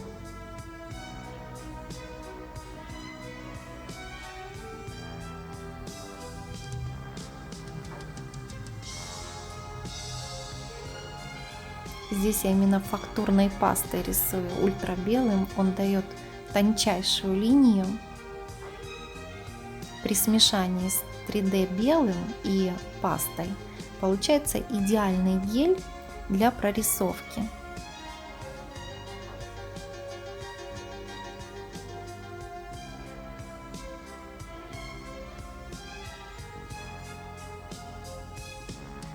И последнюю работу тоже доводим до конца.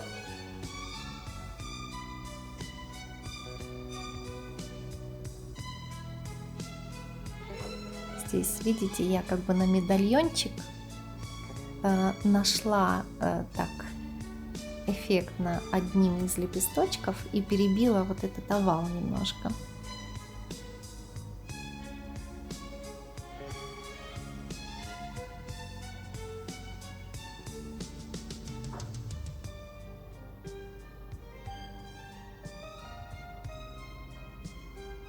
Здесь примеряюсь, где сделать тонкие хвостики, стебелечки.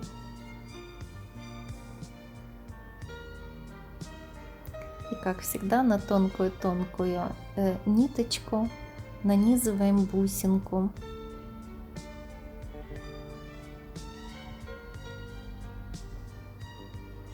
Чтобы бусинка была более округлая, работаем или пастой, белой пастой, или 3D белым.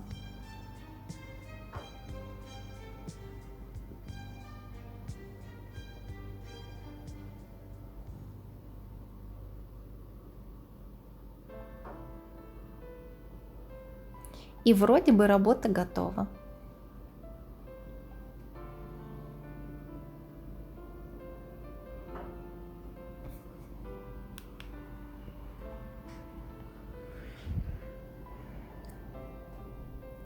И кто хочет большего, можно перекрыть все это еще раз одним слоем топа. Видите, наши цветы никуда не провалились. Белый цвет остался таким же белым. Не пожелтел, не стал менее ярким. Все осталось, несмотря на то, что вы топом перекрываете. Бывают такие топы, да, которые там или желтят, или еще что-то делают, но не в нашем случае. И я перекрываю все 3 типса.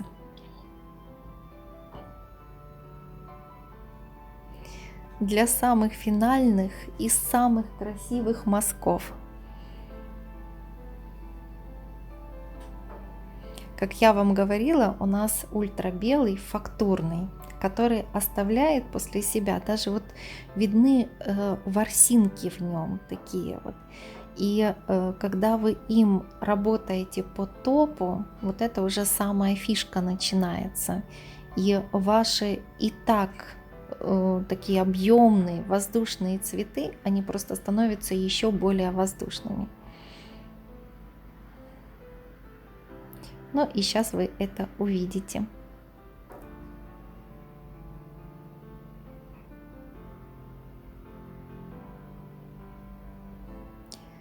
Перекрываю глянцем, да, для того, чтобы мне еще ничего не мешало. Так, обратите внимание, вот этот фактурный гель. Такой немножко рваный по краю лепесточек получается, но в этом есть тоже своя фишка. Казалось бы, и так ярко-белые лепестки в местах. Видите, насколько они еще белее становятся. Это чисто фактурный, без смеси с каким-либо другим гелем. Дает нам текстуру, фактуру. Мы его так и назвали, фактурный гель, чтобы у вас была правильная ассоциация.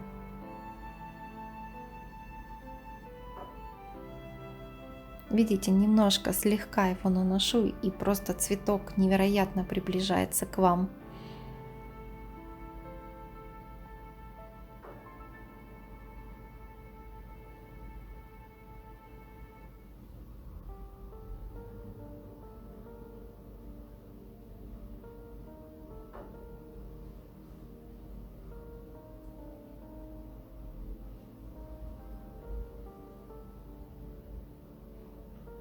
Опять же, вытягиваем не везде. То есть в одном цветке один какой-то вот такой вот акцент.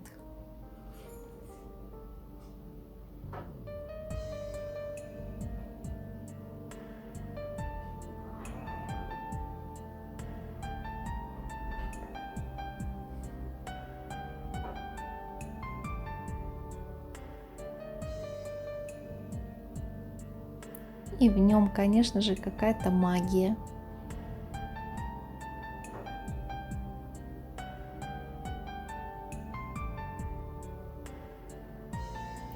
Этот стиль невероятно эффектный, да, вот этот контраст здесь невероятный. И вы можете переводить, я там буду добавлять, допустим, золотые листья, да, там к белым цветам, но вы можете просто даже абсолютно разные формы цветов, которые я там вам показываю, там будет дальше и хризантема, и лилии, и лотосы. Вот, вы их можете просто изрисовать, вот если, допустим, дело к зиме, да, вы можете их нарисовать просто на чисто черном фоне и просто играться на вот этих вот переходов белого, да, переходов белого, серого, черного.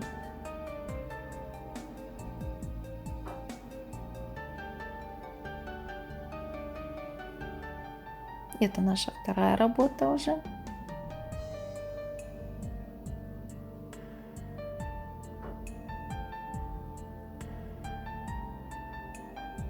Обратите внимание, гель не плывет фактурный, да, вот как вы его положили, так он и будет стоять.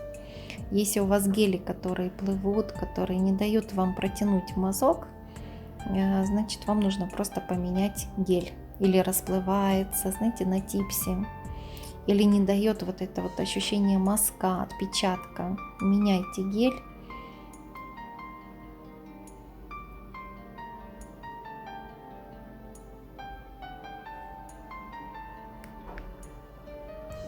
И дорабатываем самую последнюю работу.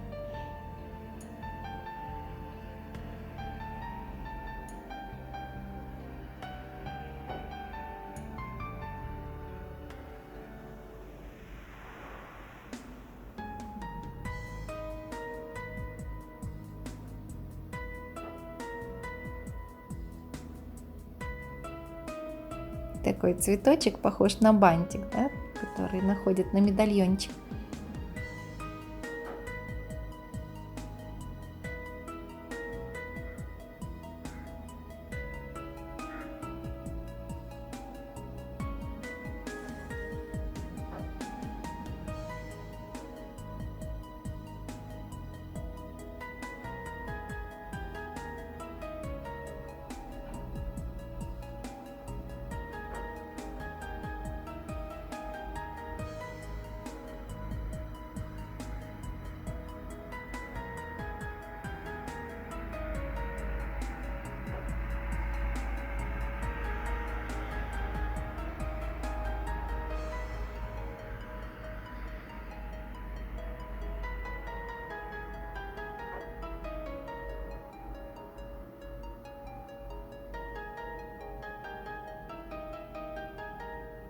Вот так, ничего лишнего. Каждый мазочек выверен. И опять же немножечко, если нашли на сердцевинке цветов, мазками, темным цветом, черным. Опять их делаем. Ну а теперь я показываю, как композиция может выглядеть на 2 ногтях.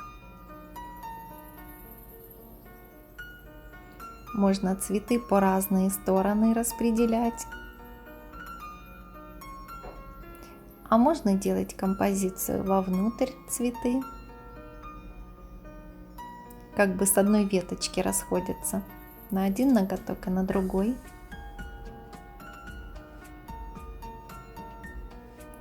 И вот так это выглядит триптихом. Красота! Надеюсь, вам этот дизайн точно так же понравился, как и мне. Я его делала с огромным удовольствием, наслаждением, и мне он принес действительно немало радости. И следующую работу, которую я хочу вам предложить, это бабочки. Воздушные, нежные, вуальные. Они особенные.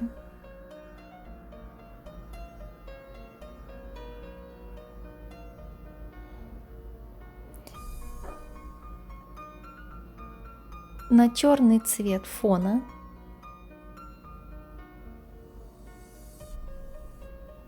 выкладываем все добро, которое у вас есть. Это может быть и битое стекло, это может быть хлопья, юки. В данном случае у меня хлопья. Мне очень нравятся вот эти переходы, переливы, настолько красиво смотрится. Я использую несколько цветов сразу в работе. Мне нравится этот материал тем, что он очень тонко ложится и достаточно одного слоя топа, тонкого топа, чтобы перекрыть и не было шершавой поверхности.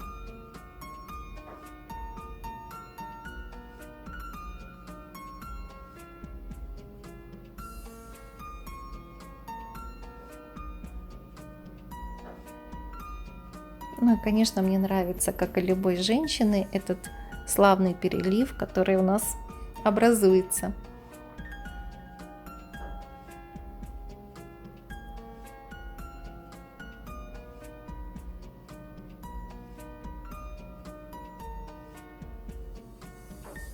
Видите, такие оттенки бирюзовые, ярко какие-то золотистые, голубые, где-то какие-то рыжие.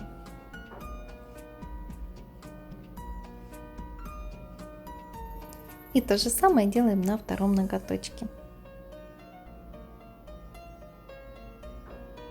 Мы как бы будем украшать френчевую зону на одном ногте, а на втором ногте у нас будет в верхней части находиться украшение.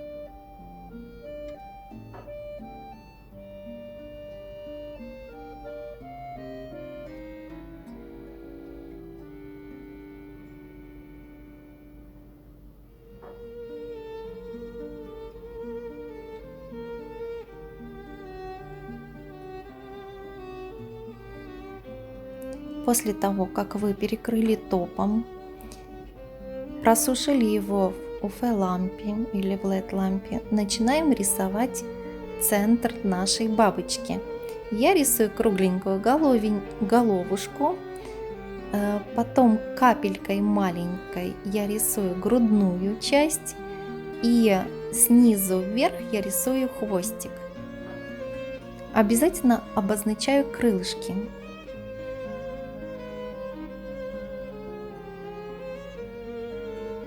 Видите, хвостик длинненький, получается как ножки длинные. И нажим и к центру, там где соединяются все крылья, я делаю прокрут кистью. Смотрите, такое пухленькое получается крылышко. Крыло начинаю в верхней части, то есть намного выше, чем голова. То есть не в сторону у меня крылья идут, а сверху вниз. То же самое снизу делаю прокрут и тоже в центр привожу мой мазок.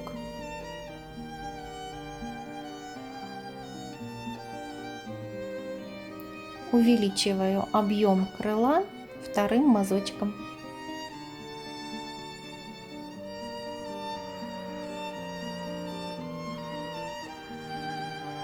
Уже достаточно красивые крылышки получились. И я очень стараюсь, чтобы у меня бабочка была симметричной, поэтому я на том же уровне начинаю делать крыло бабочки. Одинаковые нажатия на кисть делаю, чтобы размер крыльев у меня был одинаковый. Если крылышко немножко не помещается, не нужно его вмещать в это маленькое пространство. Крыло будет уходить за край типсы. Смотрите, какая она у меня воздушная, нежная, красивая. А главное, быстро рисуется.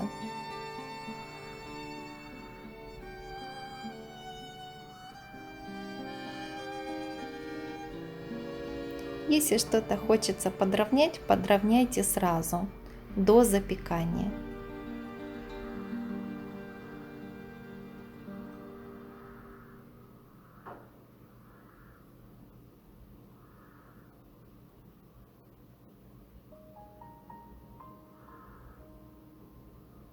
Рисуем усики. Постарайтесь, чтобы усики были тонкими. Я как бы делаю точечку, из этой точечки вытягиваю гель.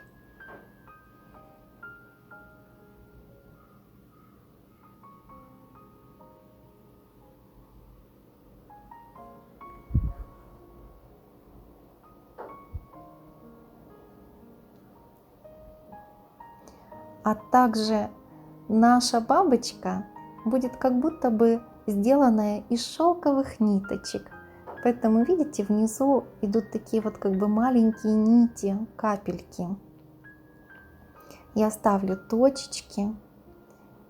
И из этой точечки стараюсь как бы убрать лишний гель с кисти и практически только почти чистой кистью протягивая вот эту тонкую-тонкую ниточку.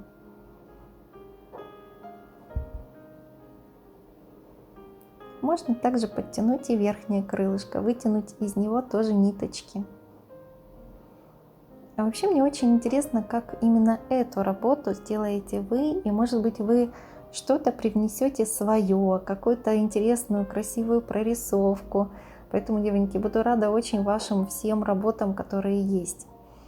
Сейчас я немножечко как бы оформляю наш френч и рисую немножечко прорисовки.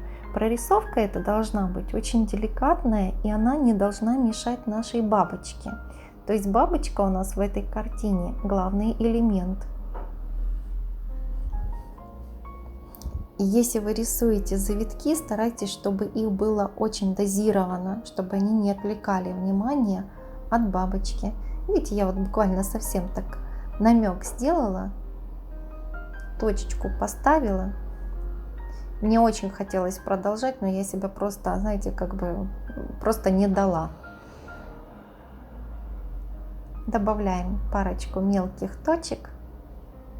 И в принципе по украшению, по расположению здесь всего достаточно.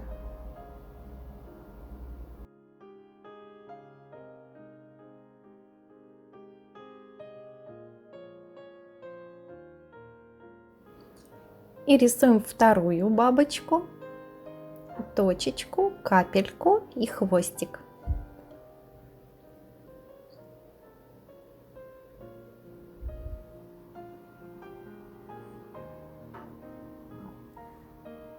Намечаем штрихи под крылья.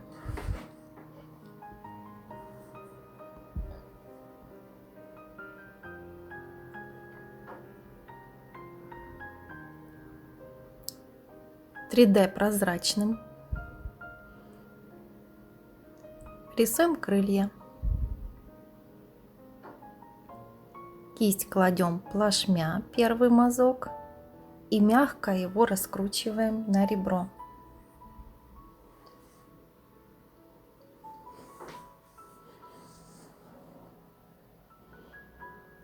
В принципе, повторяем форму первой нашей бабочки.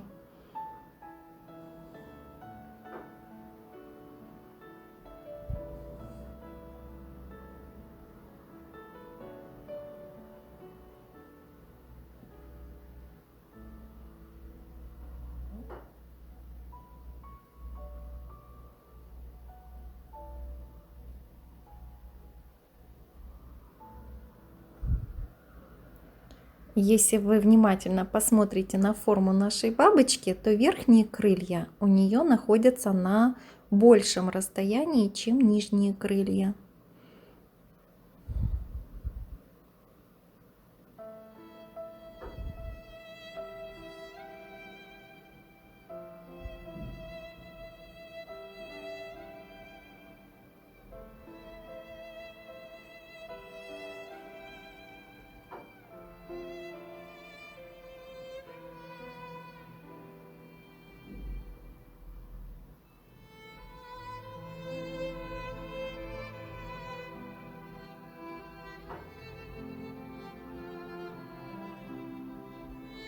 Направленность крыльев нижних идет больше вниз.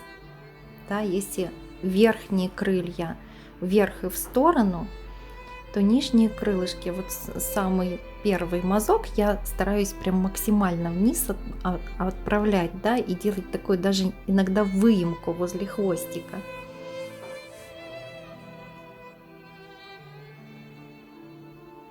И я примеряюсь, будут ли мои две бабочки дружить. Тонкими элементами наносим орнамент. Намечаем усики. И очень-очень тонкими линиями, полупрозрачными, делаем сами вот эти вот как бы усики.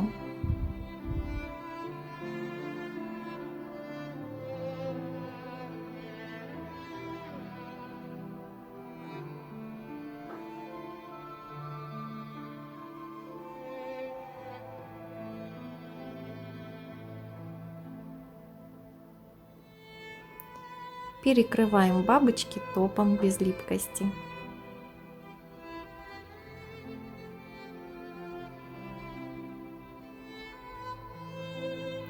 Под топом наша бабочка просто какая-то такая вот воздушная шелковая фея.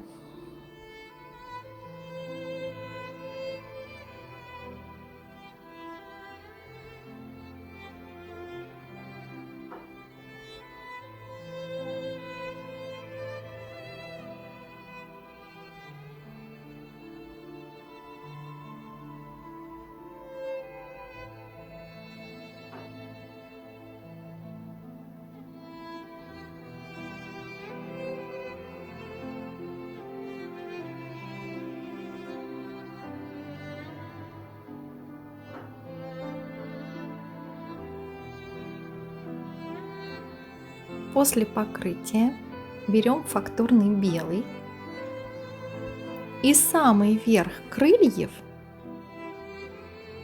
насыщаем белым мазком. Стараемся это крыло полностью не перекрывать фактурным гелем. То есть начало крыла у нас белое, а потом уходит в прозрачность.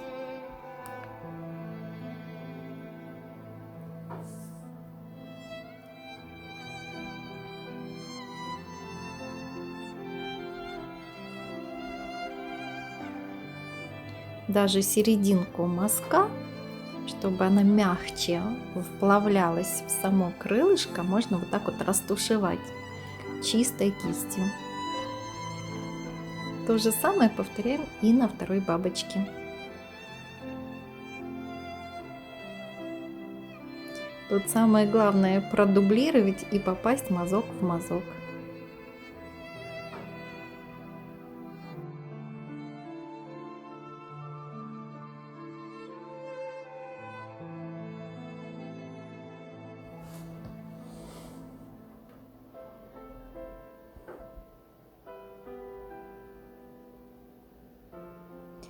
Очень аккуратненько формируем крылья, оставляя прозрачные участки на них. Уже красиво.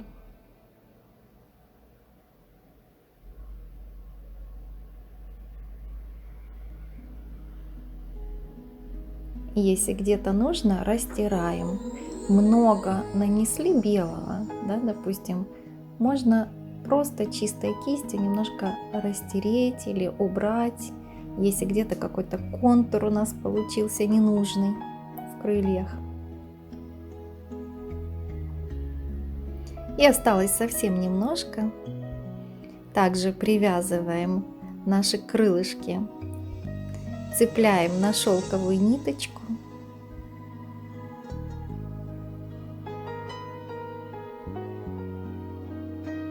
Отсюда и само слово шелкография, да, ведь смотрите, шелкография от слова шелк и графия, что означает отпечаток.